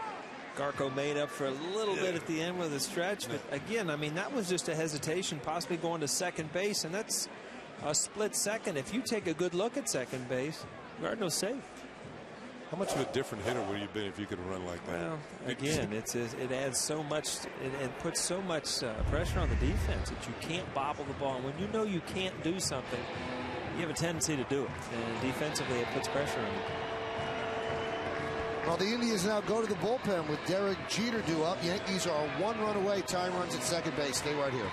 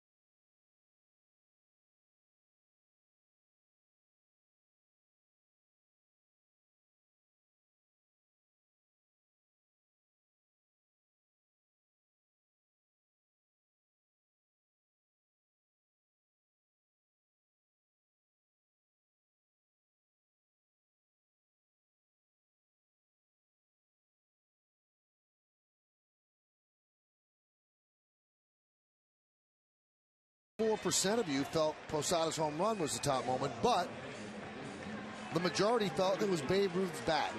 So you agree with the guys here in the booth? The bat was on home plate when Jeter came up, and the Yankees agreed with it as well. Mark Teixeira goes, wow. Mick Swisher wants to take a hack. And then finally, the magic is passed to Jorge Posada. So that's the bat that hit the first home run in 23. Talk about glasses. Look at Gino's souped-up version over there. And then Posada hit the first one here in 2009. Here's Jeter against Joe Smith. And there's a strike. Right away, you can see how Joe Smith can be tough on right-handed hitters. A little drop-down action.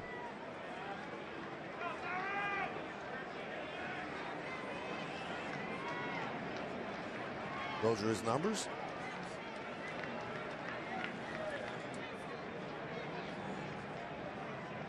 And the 0-1.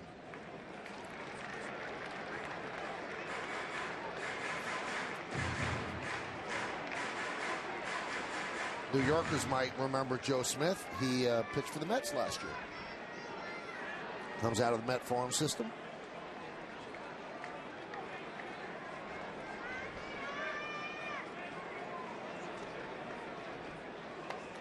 And there's a strike.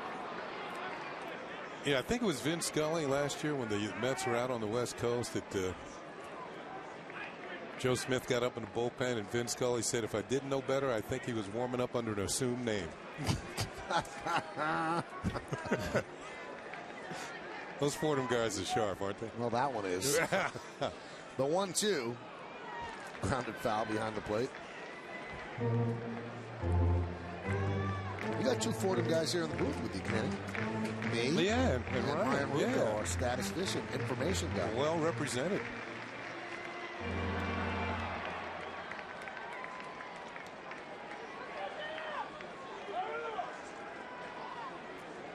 Cody Ransom's the tying run. He's at second base. We're in the bottom of the 6th inning. It's 5-4. There's Ryan Rucco getting some airtime. Star of the scoreboard. Don't ham it up, Ryan. Swung on and missed a breaking ball as Jeter swings over the top, and that's going to do it here in the 6th. 1 run, 2 hits, no errors, and 1 man left. But the Yankees creep closer. Another solo home run. This one off the bat of Robinson Canó. How does that affect the scoreboard? 6 hits, 4 runs, 5-4. Try.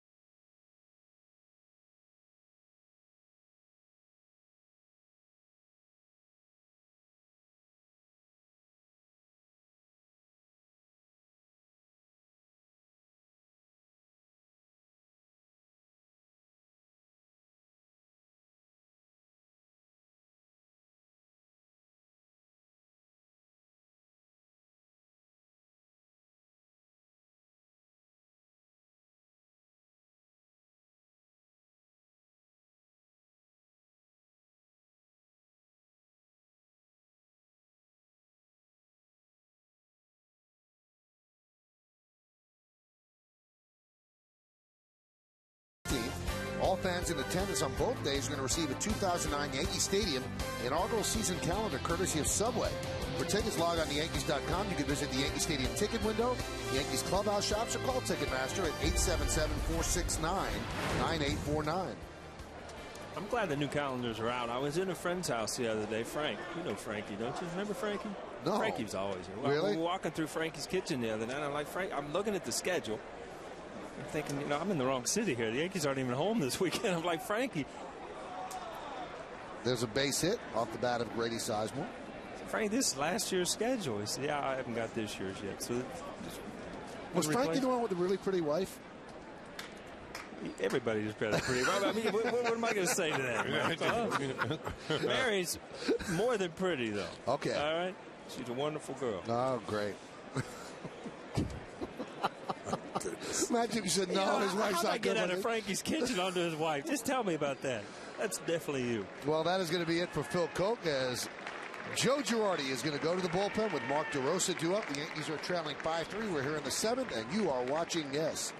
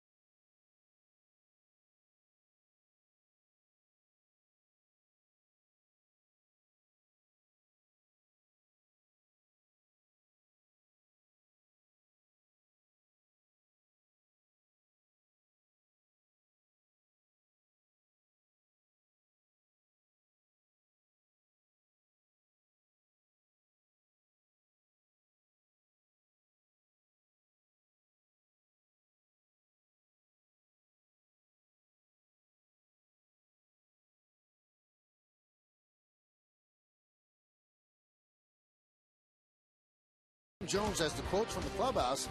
It's the WB Mason postgame only on Yes.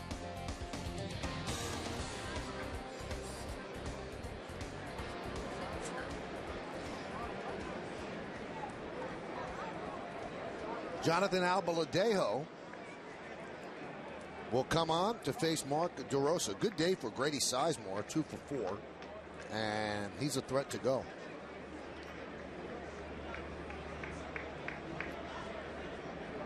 Phil Coke did a good job, retiring 4 in a row before giving up the hit to Sizemore.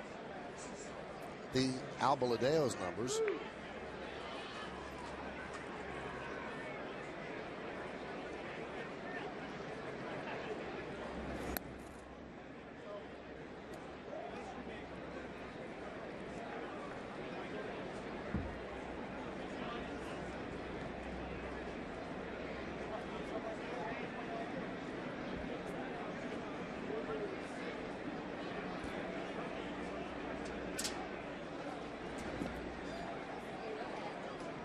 As you watch this game unfolding, and yesterday too, when you're into the bullpen a lot, and we talked about a little bit before the game, Michael, that Bruni's probably stepped into your 8th inning guy, Mariano obviously your 9th, but there's a lot of roles kind of up for grab now. I mean, this is a one-run game, and you're going to shuffle some guys in there and find out who takes these jobs. 1-0. Albaladejo, his last time out, he took one for the team. That was when Chin-Ming Wong couldn't get an out in the 2nd inning. Albaladejo ate up 3 innings, 5 hits, 3 runs, a walk, 2 strikeouts, and he allowed 2 home runs. And the Yankees have elected in the composition of their bullpen not to have a long man. So when you have an outing like Chin-Ming Wong had, you put yourself in a situation where a lot of people, 3-4 people, have to eat up those innings because you don't have a guy who's going to give you 5 innings. You talked about Sizemore's ability yesterday, 30-30 player, home run power, and stolen base type speed. Good all-around player out of the leadoff spot.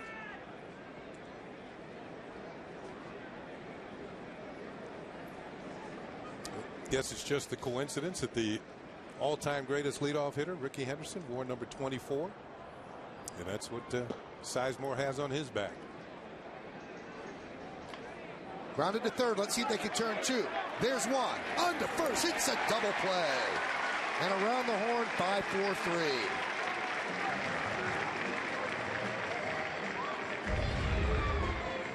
Nothing better in a pitcher's eyes than a double play. Cody Ransom gives Robbie Canó a good ball he can handle. Sizemore gets down there pretty quick. Spikes up. Looks like he got Robbie on the foot.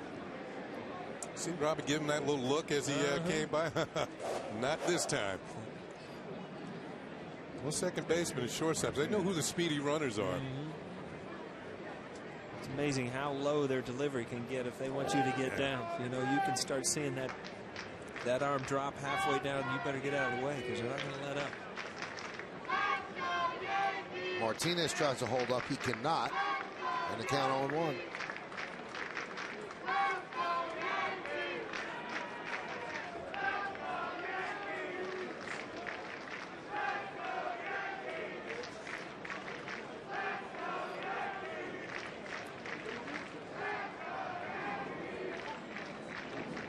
One-run game here in the seventh inning. Crowd kind of subdued. We're waiting for an explosion offensively. They want the Yankees pitchers to get the job done, get up there off. They've seen the home runs. They're all solo shots. You know.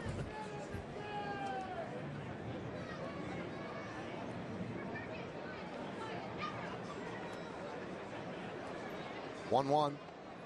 Paul, I know you grew up in Cincinnati and you saw the big red machine.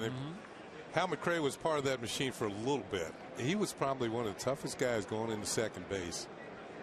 I heard that. Yeah, I heard that from a lot of people. And the second baseman really knew when he was on first. They wanted that ball quick from the shortstop and third baseman, so they could get out of their way there before they get plastered in the left field. There's a ground ball to first, gobbled up there by Teixeira, so Albaladeo comes on and does a good job to get out of the inning. No runs a hit, no errors, and because of the double play, nobody left on base. At the end of 6.5 innings of play, it's time for the seventh inning stretch here at the new Yankee Stadium, but we'll stay right where we are, and we honor America here in the Bronx.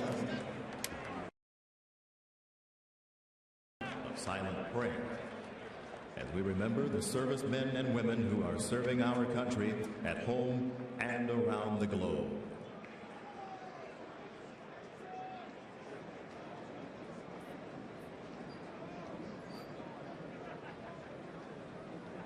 Now join Kate Smith as she sings God Bless America.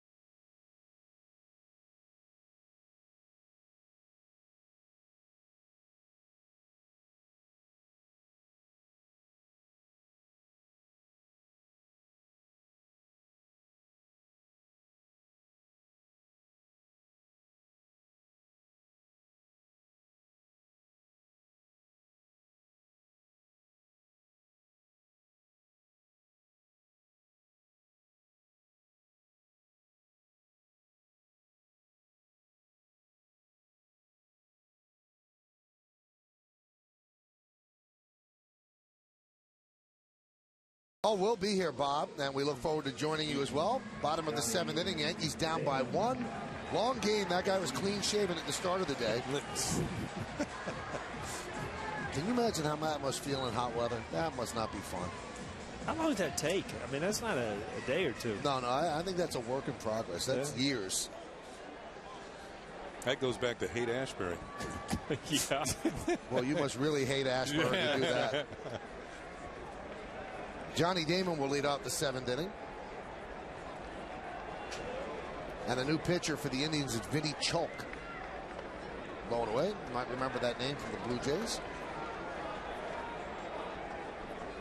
2 games for Vinny. 5 hits in 3 innings, so he has struggled out of the gate. Chalk spent some time with the San Francisco Giants. And the Indians signed him as a free agent.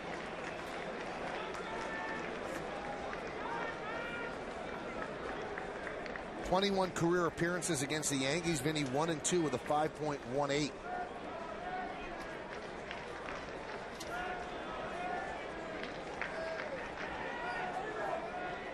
There's a strike. I think his signature pitch is a pretty good breaking ball. And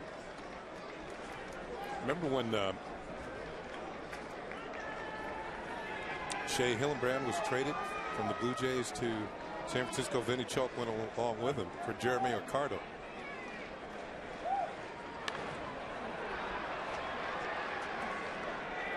I don't know if you heard this, Kenny. Shea Hillenbrand has changed his name to City Hillenbrand.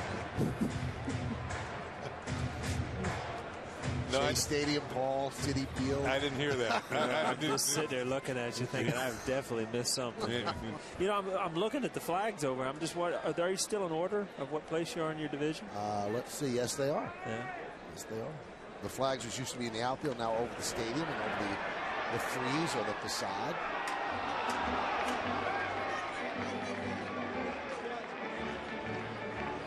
That was added because in the exhibition games, they did not have the flags up. And now they have the flags for the entire major leagues. It just used to be the American League. Now it's the entire major leagues, all the divisions. Looks great. Very little they did wrong with this ballpark. It's just a wonderful facility.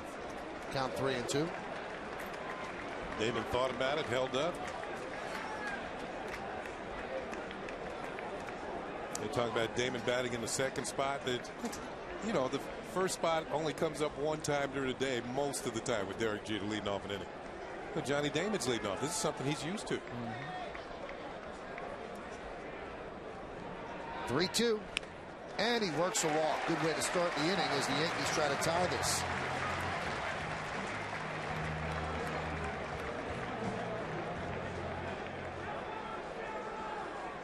Yep, and have a manager talking to himself. Those leadoff walks. I mean, this is a game that, you know, again, we've talked about Cleveland getting off to a tough start, and it looks like they're starting to turn around a little, play a little bit better. But these close games where you have the lead late in the game, these are the ones you got to close out and win. Soft roller back to the mound. Chalk has one play, and he throws it past Garco. Damon rounds third. They're going to wave him home. Here he comes. Here's the throw from Garco. He's in there. Tie game. 5-5 as Teixeira ends up at second.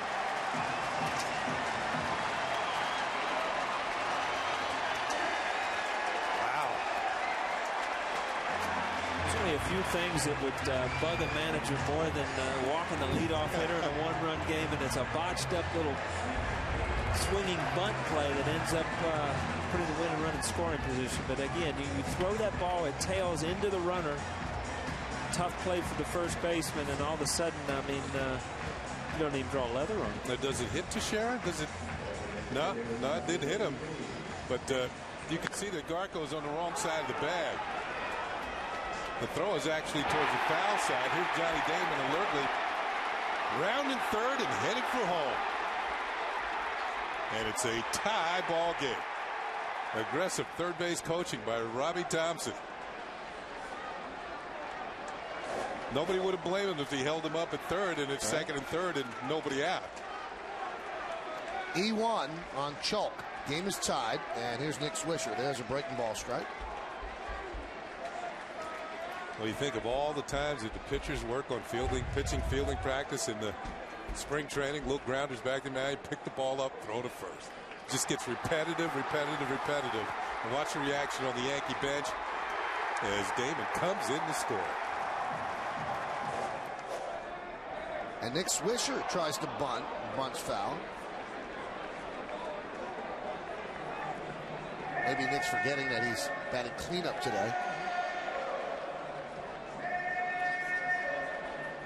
He had DeRosa back at third, so tried to take advantage of that. Almost got a partial shift from DeRosa down to third base, and I mean, you could walk to first base, get a runner over all in one play.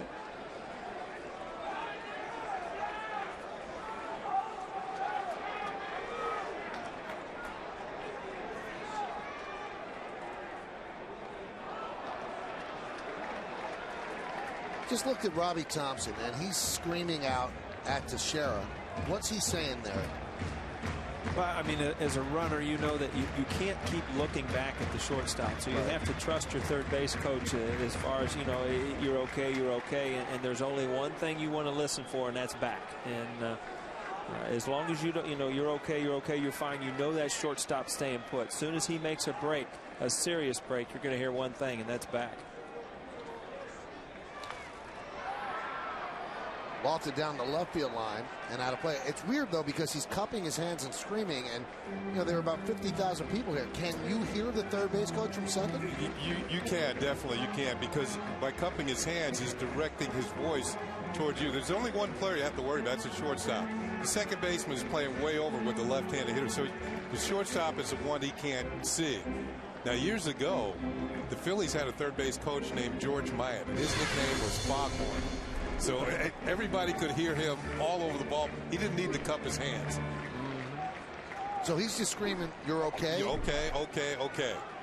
Or back, and because the shortstop will, you know, sometimes tap his glove or stomp his feet to make, you know, try to get you on your heels so you don't score on a second baseman. You got to block all that out and just trust your third base coach. Nice block there by Martinez. So again, the second baseman. Well, the guy at second can see the second baseman. He's worried about the shortstop in this instance. Yeah, because of the left-handed hitter, you know, they're, like I said, they're almost in a partial shift, and second baseman's too far over there to even be in the play.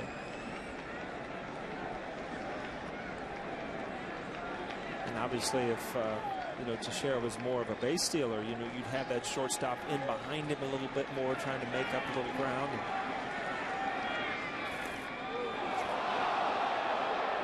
Nick Swisher cannot believe the call. He is punched out on the strikeout, called strike 3.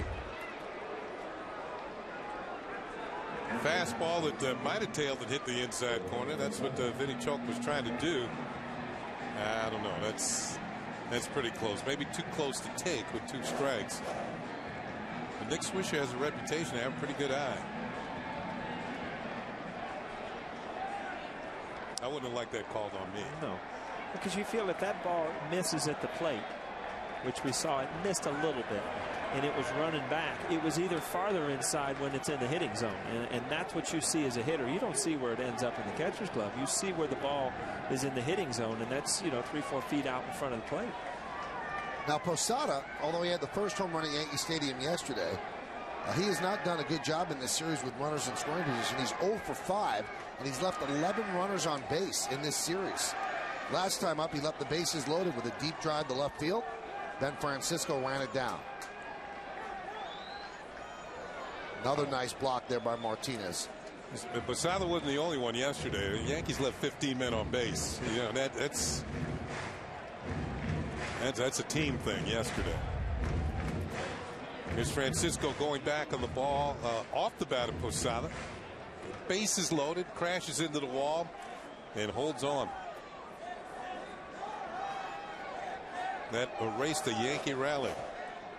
Posada 2 hits and 3 at bats lifetime against Vinny Chalk. And the 1-1.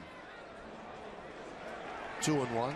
I tell you, every once in a while an umpire has a zone where he's just not, and that pitch right there has been called a ball all day, and that's because he's, I mean, you all you want is consistency, but those are close pitches down and into left-handed hitters, and it's been consistently a ball all day.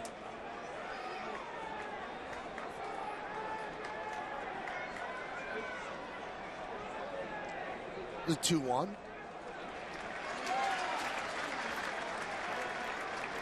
Appears he's being careful with Jorge, and you got Canó on deck, who's been about as hot as anybody in this league. Yep, see, he's wiping the sweat off. He's warm.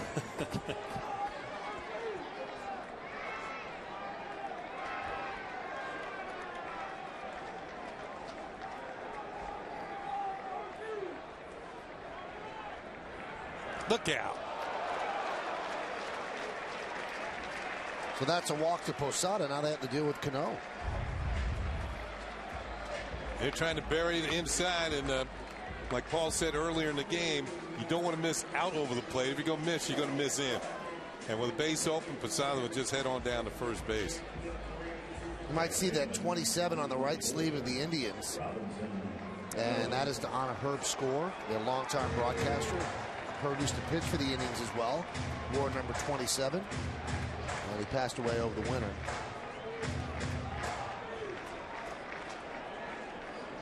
It says Herb, and there's a little microphone in the middle of the 2 and the 7. Here's Robinson Cano. Last time up, he homered. Had an extra base hit taken away. Diving play by Sizemore in right center. That was in the 4th. And grounded to first in the 2nd. So he's 1 for 3. Look out. And the count 0-1. Tell you what, you got to be pretty quick to hit a ball that hard, that foul. I mean, that's a little slider or cutter right in on his hands, and the only way to hit it hard is to pull it foul. And he got the barrel all the way to it. See that ball just pouring in on his hand? That's almost like a Mariano cutter right there, and he got the head of the bat to it. The only problem with that pitch is you can't hit it hard and keep it fair.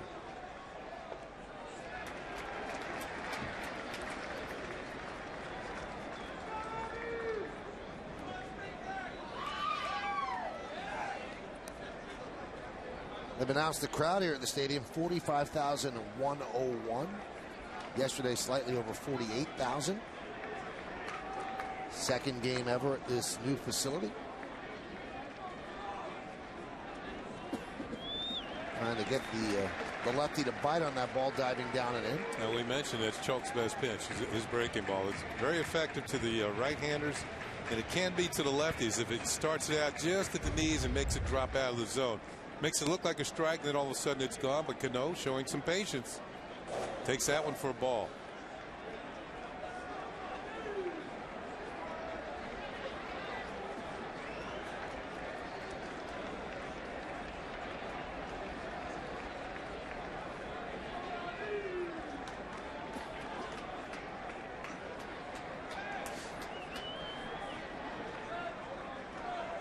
The 2-1. Given into center field. Right there is Sizemore, and he'll put it away. And fires the ball into Cabrera. So again, Canó hit the ball hard for the second out of the inning. And he passes the baton to Melky Cabrera, his buddy.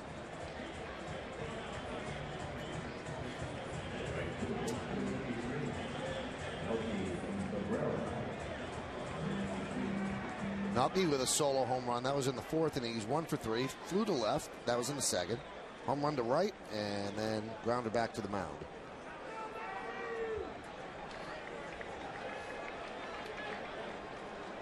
Vinny Chalk, his own worst enemy in this inning. 2 walks and an E1. Well, that allowed the Yankees to tie the score. We're at 5-5, bottom of the 7th.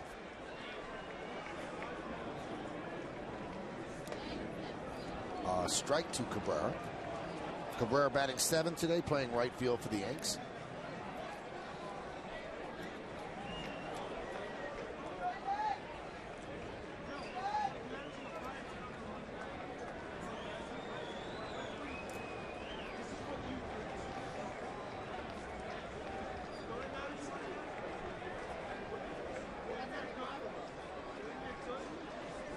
And the 0-1. Fouled away. Melky 4 for his last 9. These are the situations yesterday where the Yankees let the Cleveland Indians squirm off the hook, particularly early in the ballgame against Cliff Lee. Cliff Lee had men on base just about every inning, but was able to answer the call and get people out when he needed to, and eventually got his first win of the year. And if you saw the final score from yesterday, yeah. I mean, at the time where they were having these opportunities, you know, it was a 1-1 game, a 1-0 game, so they were big opportunities. It wasn't, you know, 10-1 to the 7th inning. That all came about real quickly in one inning, didn't it?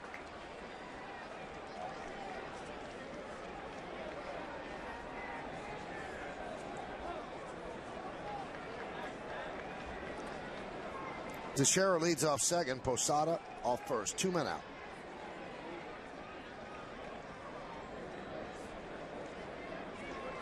Chalk, the 4th pitcher for the Indians. He deals. Fly ball, left side. And that makes the seats out of play. It's interesting when you have the Yankees have 2 switch hitters involved there. You got Teixeira at second, and it was his dad, John, who taught him how to be a switch hitter. When he was about 12, 13 years old, his dad said, go for it, become a switch hitter. Melky Cabrera, on the other hand, had a different way of learning how to switch hit. And now he tried it as a youngster, but what he did was a little unusual. Didn't matter who was pitching, a lefty or righty, he would hit from one side of the plate until he made an out. Then the next time he'd get on the other side of the plate. Wow. So that's how he became a switch hitter. And Jorge Posada at first, another switch hitter. Makes it very easy for managers to make those moves concerning your lineup when you have switch hitters.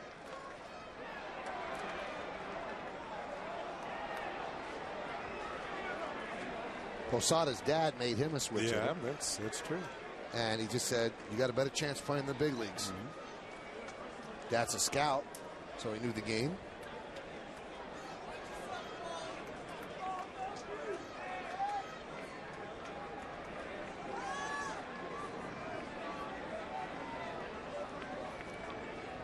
The 1-2.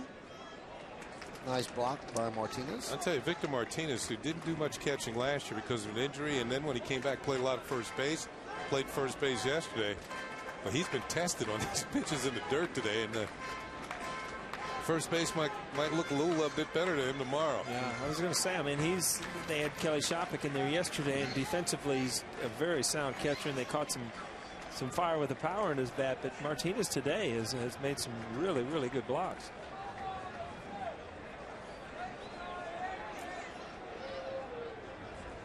The 2-2 upstairs. It was interesting the way he wiped his brow. He used the bill of the helmet like a windshield washer. The windshield wiper was great. I've never seen that before. This gives the Yankees a little bit of a break here with the count going to 3-2. That gives Teixeira a running start at second. Same for Posada at first in case there's an extra base hit.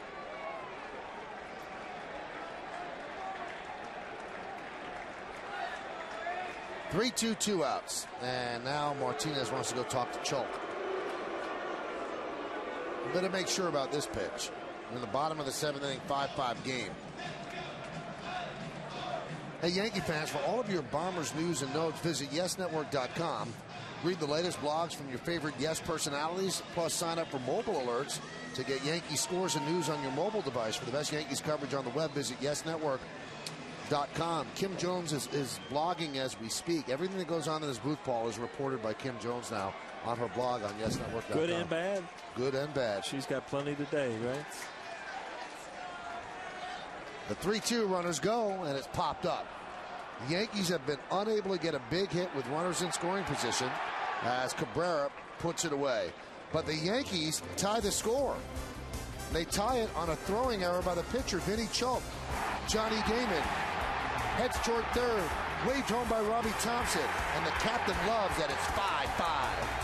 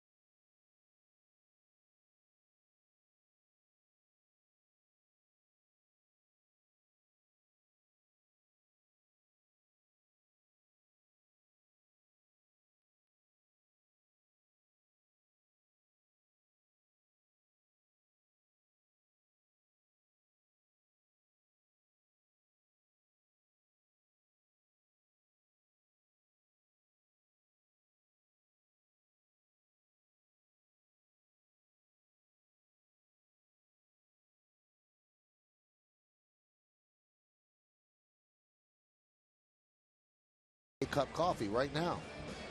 And here it is here in the booth. Nice.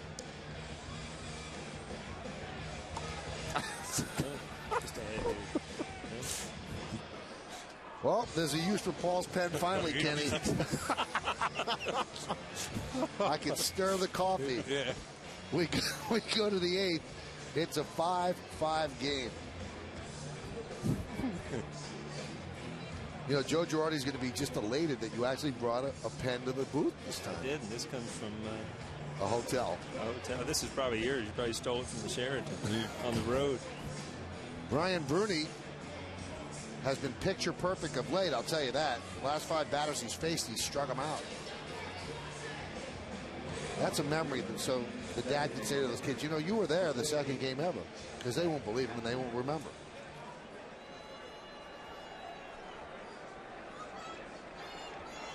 Oh, she couldn't wait. She couldn't wait. The girl with the cap. There you got it. Good job. Bruni deals to Hafner. And there's a strike. Bruni's last 5 appearances, 4 2/3 innings, 10 strikeouts, no hits, no runs, no walks. He has been challenging hitters. Good breaking ball, hard breaking ball, and obviously that fastball. Foul back. Hafner double play in the first, walked and scored in the 4th, and then flied out to center in the 5th.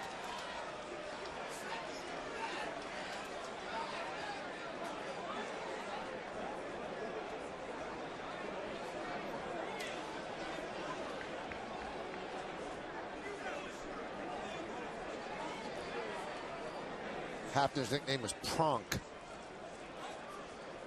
which stands for Project Donkey. The 0-2. Swing and a miss. 6 in a row by Brian Bruni. Well, let's take a look at the Indians' box score, which is brought to you by Heineken. Obviously, it's an in-game box score. And the Indians, to this point, have 7 hits, 5 by the top 3 in the order. And then you've got that double and ribby by Garco, another RBI by Ben Francisco, 2 walks by Asdrubal Cabrera, and 2 walks by Chu.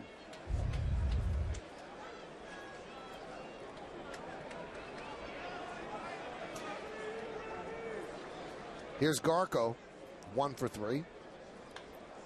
High fly ball, left field. Damon battling the sun. And he'll put it away on the warning track for the second out.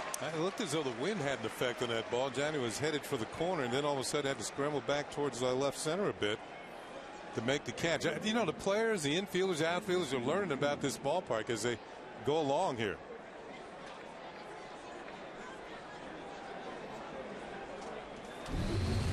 Hey fans, today and throughout the Yankees season on Yes, we're allowing you to vote along with the 3 of us here in the booth for the Chevrolet Player of the Game. Text your vote to 58772. Today's candidates are Mark DeRosa, number 1, number 2, Mark Teixeira, number 3, Johnny Damon, number 4, Grady Sizemore. You can vote now, make your voice heard. Standard text messaging rates apply.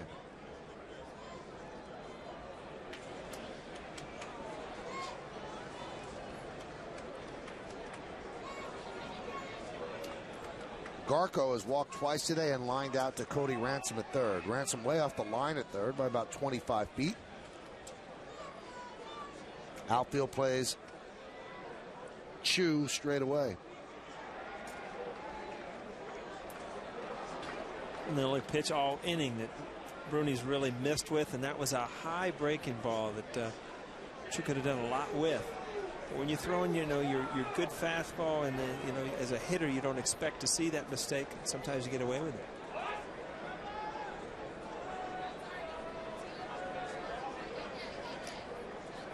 And the 1-1.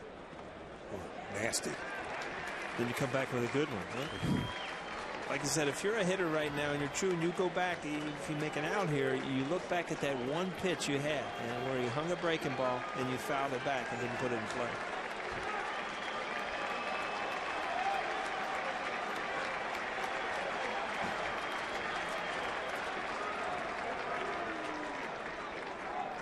Osada wants to make sure.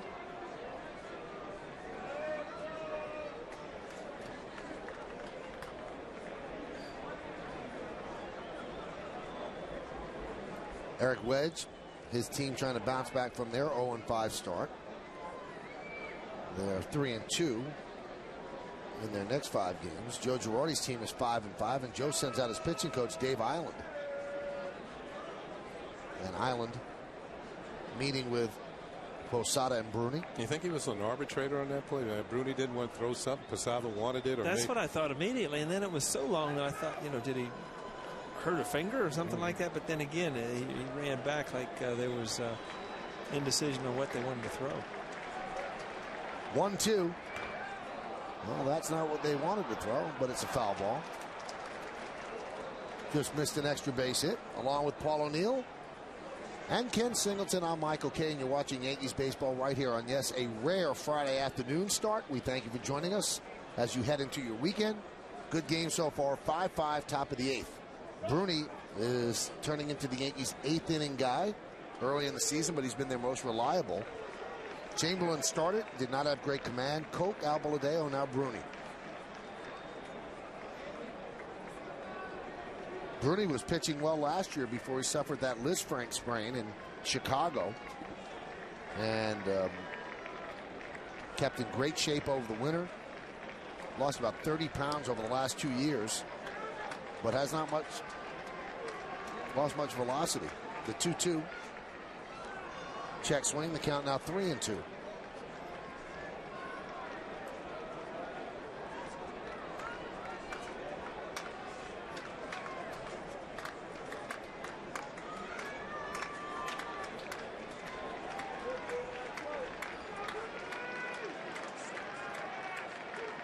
The 3-2.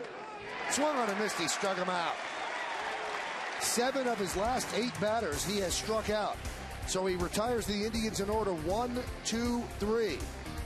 Chu goes down. So does the pitch. We go to the bottom of the 8th. 5-5 tie.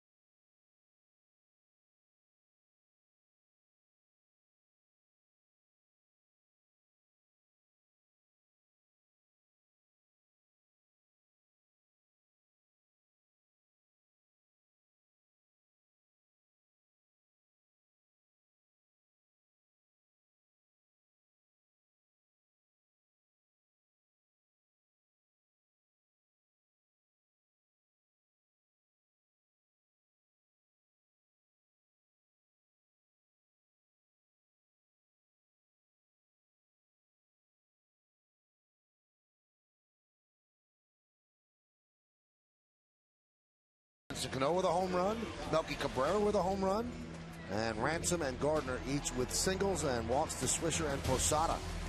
Derek is 0 for 4. And now Hideki Matsui, who did not play today, did not start today because of the fluid on the knee, feels well enough to pinch hit for Cody Ransom against Vinny Chalk.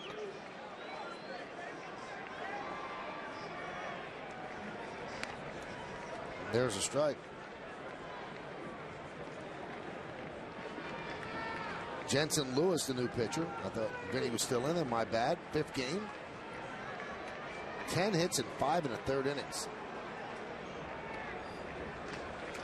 Well, you look at the numbers of the Indians relievers, and they are just getting tattooed. Don't sugarcoat it, Mike. Huh? What was that? Don't sugarcoat it. Boys are getting tattooed. When you give up 2 hits per inning, that's tattooed. The 1-1. Last year, Lewis was a closer.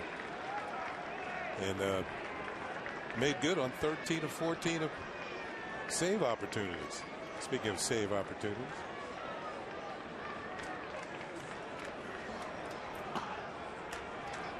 Mariano Rivera warming.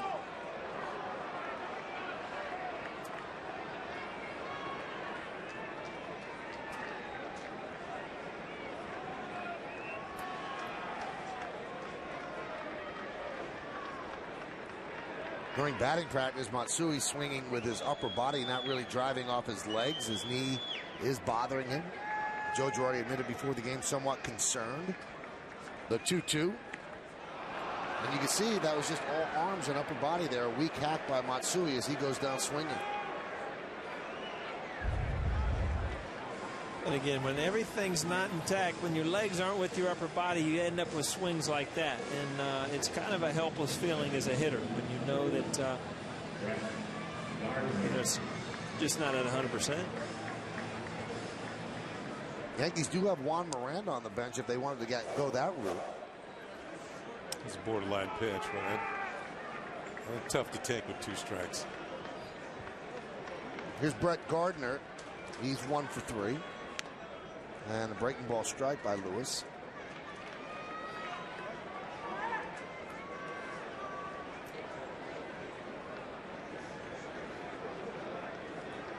Brett's hitting 270. If he hit 270 this year, the Yankees would be elated. He'd be their center fielder. He'd steal about 30, 40 bases. So they're not expecting more than what they feel he could give them. If he hits 270 and has a on-base percentage of about 330, he'll be a productive member of this lineup. Play good defense.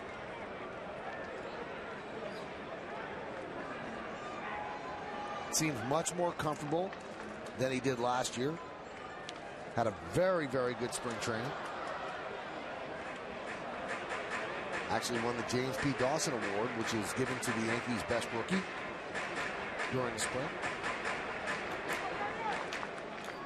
Here's when you come up in a ball game, you've got 1 hit, you're 1 for 3, you're really fighting for that second hit. You know, in a situation where him getting on base and his ability to run, he could score on an extra base hit from first, he can move himself to second on a steal. That's what Mike was talking about. His ability to make things happen when he gets on. And the pitch before that he fouled off, good pitch to hit, and to me that's the pitch that he needs to slap to left field and just be satisfied with starting to rally. It looked like he tried to do just a little bit too much with it, and again it gives an opportunity for that pitcher to make his pitch and get you out now. The 2-2 swings and misses, and Gardner down on strike. So Jensen Lewis has struck out the first 2 Yankees. Now back to the top of the lineup, and Derek Jeter. Lewis has somewhat of a herky-jerky delivery. Everything's moving at once. Here comes the ball. So it can be difficult to pick it up, and he blew that one right on by him. So you really have to concentrate on the pitcher's release point when, you know, all those arms and legs are moving. Those guys who throw smooth, nice and easy, you know, it's easy to pick up their release point, and they're relying on pure power to get you out, or sharp breaking balls. Big healthy cut by Jeter.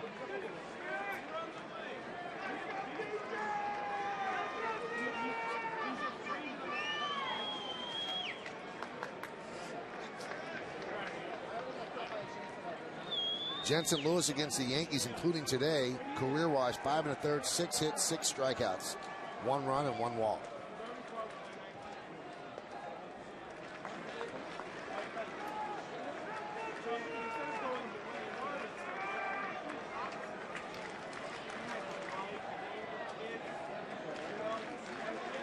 Five game. We're in the bottom of the 8th inning here at Yankee Stadium in the Bronx.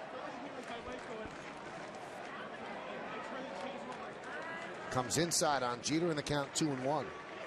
Derek's 0 for 4 today. Grounded back to the mound, grounded to second, flew out to right, and then struck out. On the season, he's 12 for 45. And that's 267.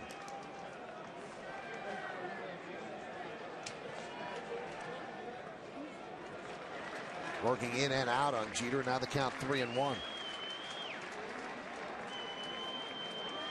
On deck is Damon, 2 for 3 with a walk. He scored 2 runs today. Had a home run, stolen base. Busy day for Johnny.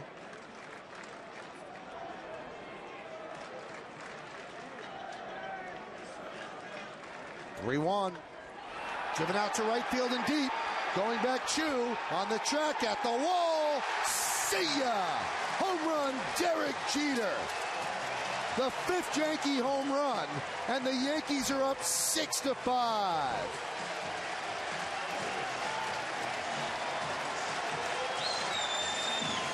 Well, you get ahead on the count, 3 balls and a strike, and you're looking for something you can load up on. Derek got good wood on it. All 3 of his home runs this year have gone to right field. He thinks so. Got good wood.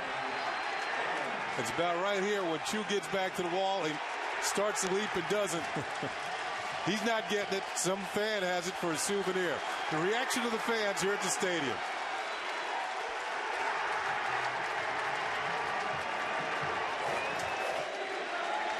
The first pitch to Damon was a strike as Jeter took a curtain call.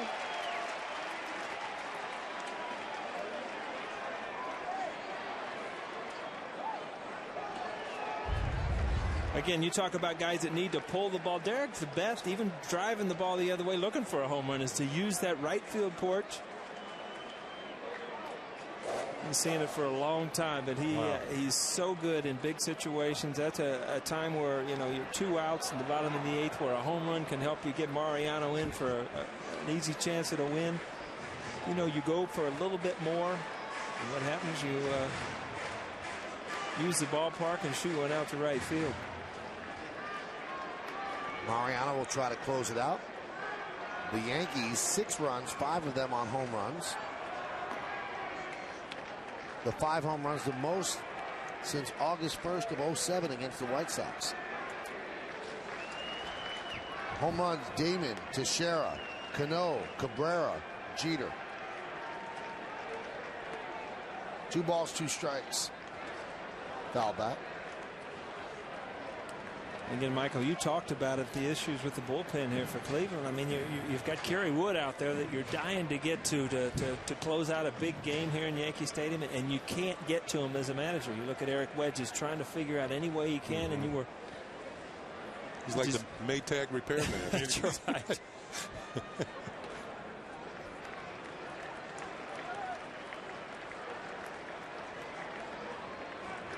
Well, Derek Jeter, you don't think of him as a power hitter. He's tied Jason Giambi. 209 home runs for the Yankees. Derek has played many more years than Jason did with the Yanks. And the Yankees will see Giambi at the beginning of the week. Monday, Tuesday, and Wednesday, the A's coming to town. I bet he's got a nice beard this year, though. He's got a gray goatee. Oh, really? Yeah. A concession to age. The 3-2 as Johnny Damon walks. Good day for Johnny. He's been on base 4 times. Does that mean he was painting that big old mustache last year?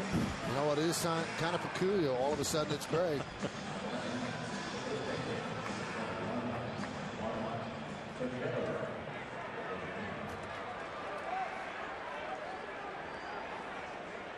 There's Mark Teixeira.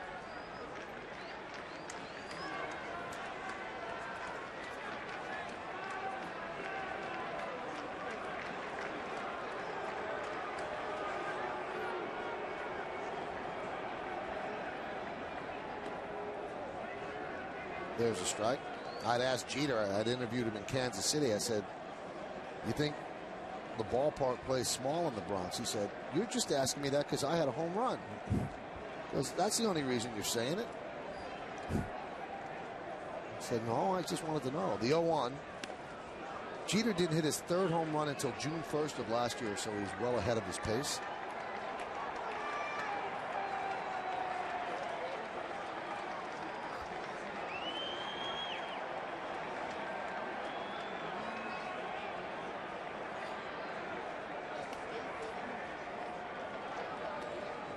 Now that Teixeira has a couple of strikes, Damon might actually be thinking about moving up 90 feet, get himself into scoring position. Sometimes you don't like to take the bat out of those big hitters' hands.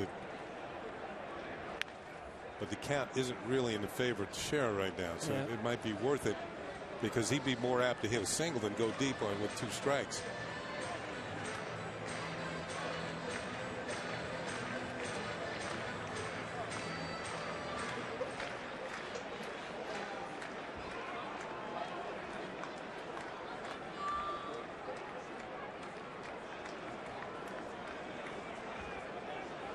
And the 0-2 just missed outside to Teixeira.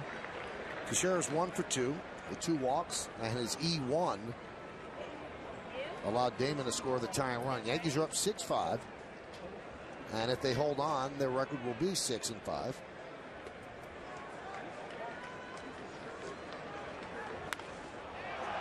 High fly ball, right center.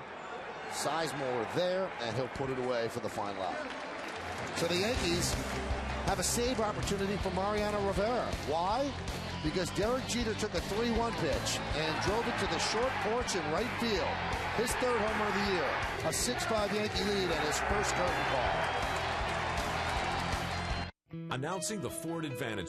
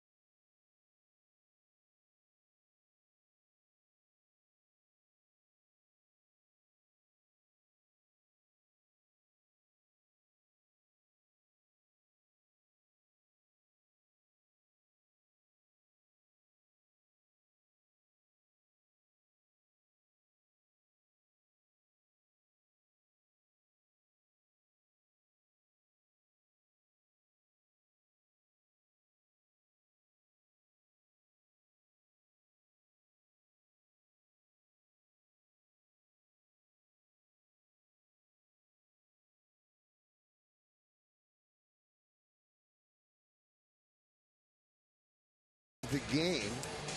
Oh, plenty of driving this afternoon by the Yankees. Long drives, that is, and including this one. It came last inning. Derek Jeter on a 3-1 pitch. This is going to be our official Land Rover drive of the day. A home run to put the Yankees in the lead. They lead 6-5 as we go to the top of the 9th inning. Well, the most famous entrance in sports, the first time here at the stadium. Mariano Rivera comes in from right field rather than left, but the song remains the same. Enter Sandman.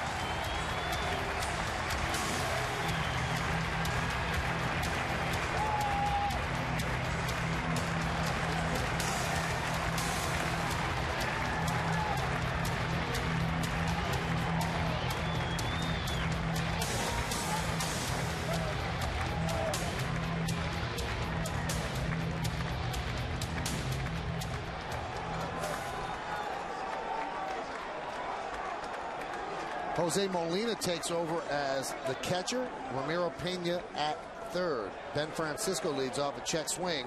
He did not go. The shadows starting to come over home plate. And that should help Rivera just a bit. There's Ramiro Pena at third. Remember, Matsui pinch hit for Ransom. And there's Jose Molina. The 1-0. Foul back. Tell the Yankee bullpen's been solid today. In relief of Jabba Chamberlain. Look at the numbers of Mariano this year. 3 strikeouts in 3 innings. 1 hit. Didn't walk anybody. He only walked 6 batters all last year. Well, you can get them all in a group picture. There's a strike.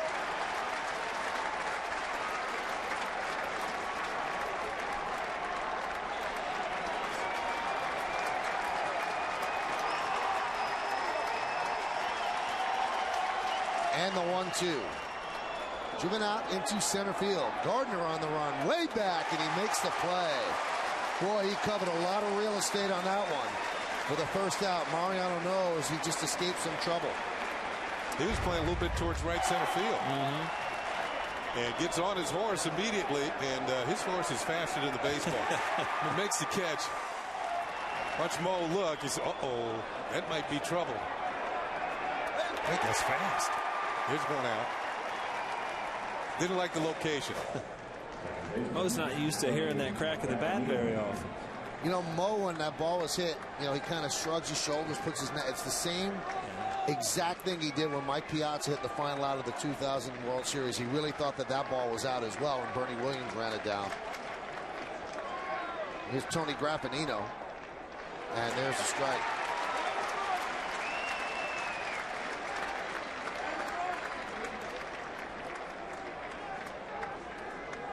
Creeping up on Trevor Hoffman, who's actually in town with the Milwaukee Brewers, who'll meet the Mets tonight. Hot shot up the middle. It's a base hit on the bat of Grappanino. Hoffman is on the DL, but he is a member of the Milwaukee Brewers. Hey, after the final out, join Bob Lorenz back in the studio for the WB Mason postgame. Get a recap of all the action from this game against the Indians and then around the major leagues, of course. Plus, Kimberly Jones has the quotes from the clubhouse. It's the WB Mason postgame, and it's only on Yes. So Grappanino is on with the tying run. 2 batters, and they both hit the ball hard against Rivera. Here's Asdrubal Cabrera. He's 0 for 1 with 2 walks today.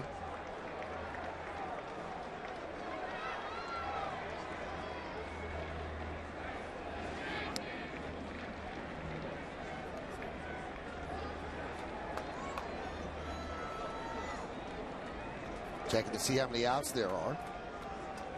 Joel Skinner tells him there's 1 out. Third base coach.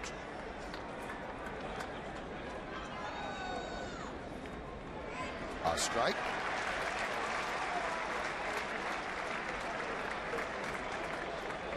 Rivera did not pitch yesterday. He actually pitched against the Cubs in the exhibition series. But this is his first time on the mound in a game that counts at the new Yankee Stadium. He got the last out last year in the last game at the old Yankee Stadium.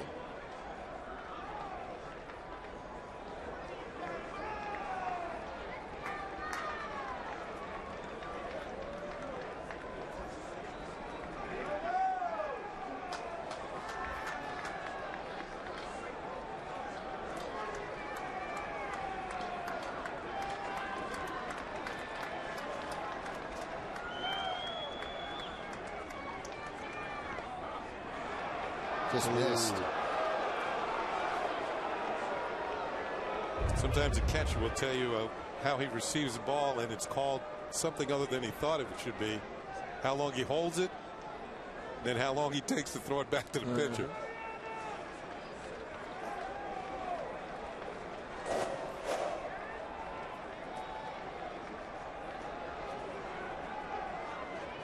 And the 1-1. There's a base hit up the middle. Grappanino will move to second.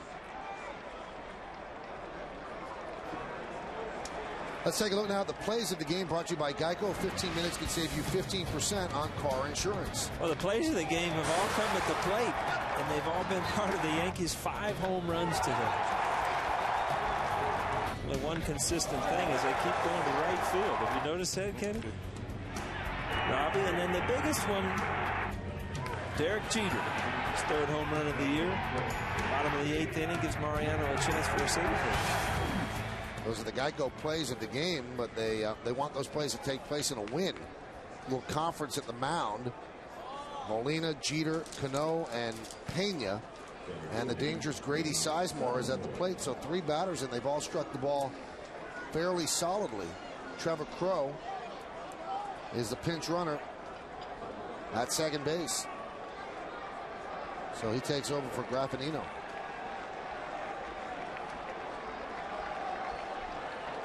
We're in the 9th inning. 6-5 Yankee lead. And Sizemore fouls it away.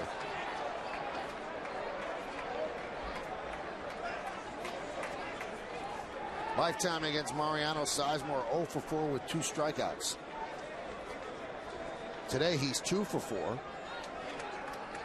He has hit into a double play. The Yankees would like a reprise of that.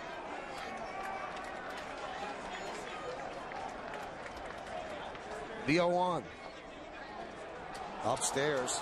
Count 1-1. A tough hitter to double up. He's got good speed. The reason why they got him in the 3rd, he hit the ball fairly hard at Robinson Cano.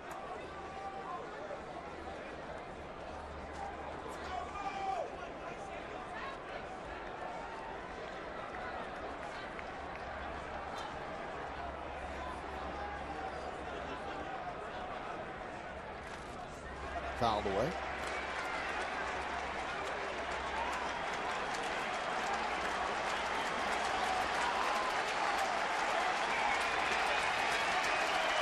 Last year in 2-strike counts, opponents hit just 120 against Mariano. 77 strikeouts in 153 plate appearances, so half the time he'll strike out with 2 strikes. Like that. 2 away.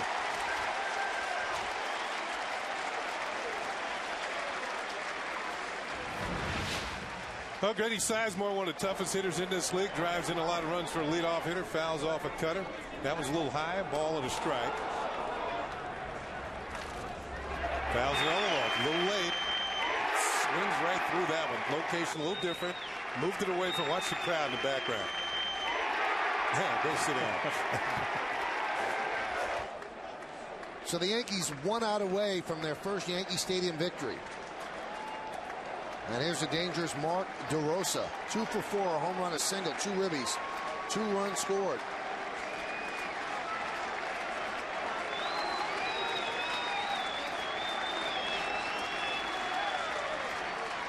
And the pitch. There's a strike on the inside corner.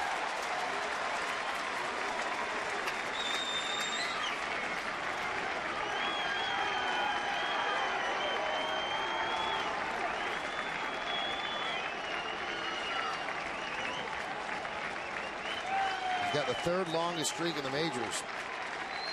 Joaquin Soria has the longest.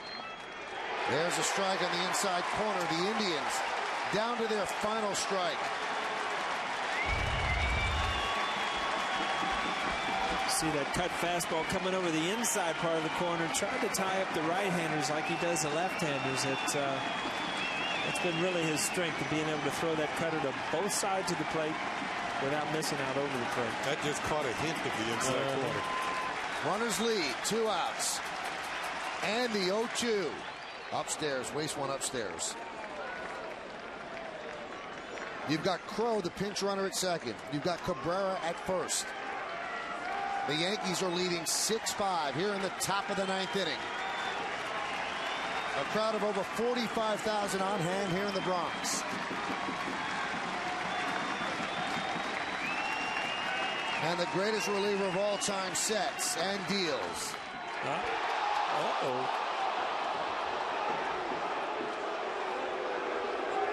Joe Girardi thought that was strike 3, barking at Phil Cuzzy. Let's see what you think at home. That was just as good as the other one he called a strike. Yeah, that's a tough one to take right there. I was pulling my headset off. Well, Jeter thought it was over. We'll have to do it again, but first Molina wants to go out and talk with Rivera.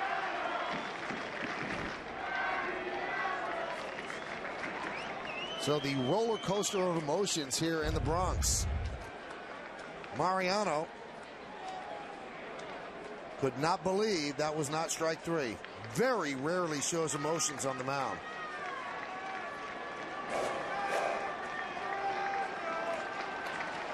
DeRosa steps in. 2 men on, 2 balls, 2 strikes, 2 outs. And the 2-2 upstairs, and that helps the Indians. 3-2 count, 2 outs. The runners will be going. And on deck, the danger is Victor Martinez. Runners lead. And the pitch. Strike 3, ball game's over, and the Yankees win. Mark DeRosa arguing with Phil Cuzzy, but to no avail. Rivera strikes out DeRosa looking, and the Yankees have their first victory here at the new Yankee Stadium.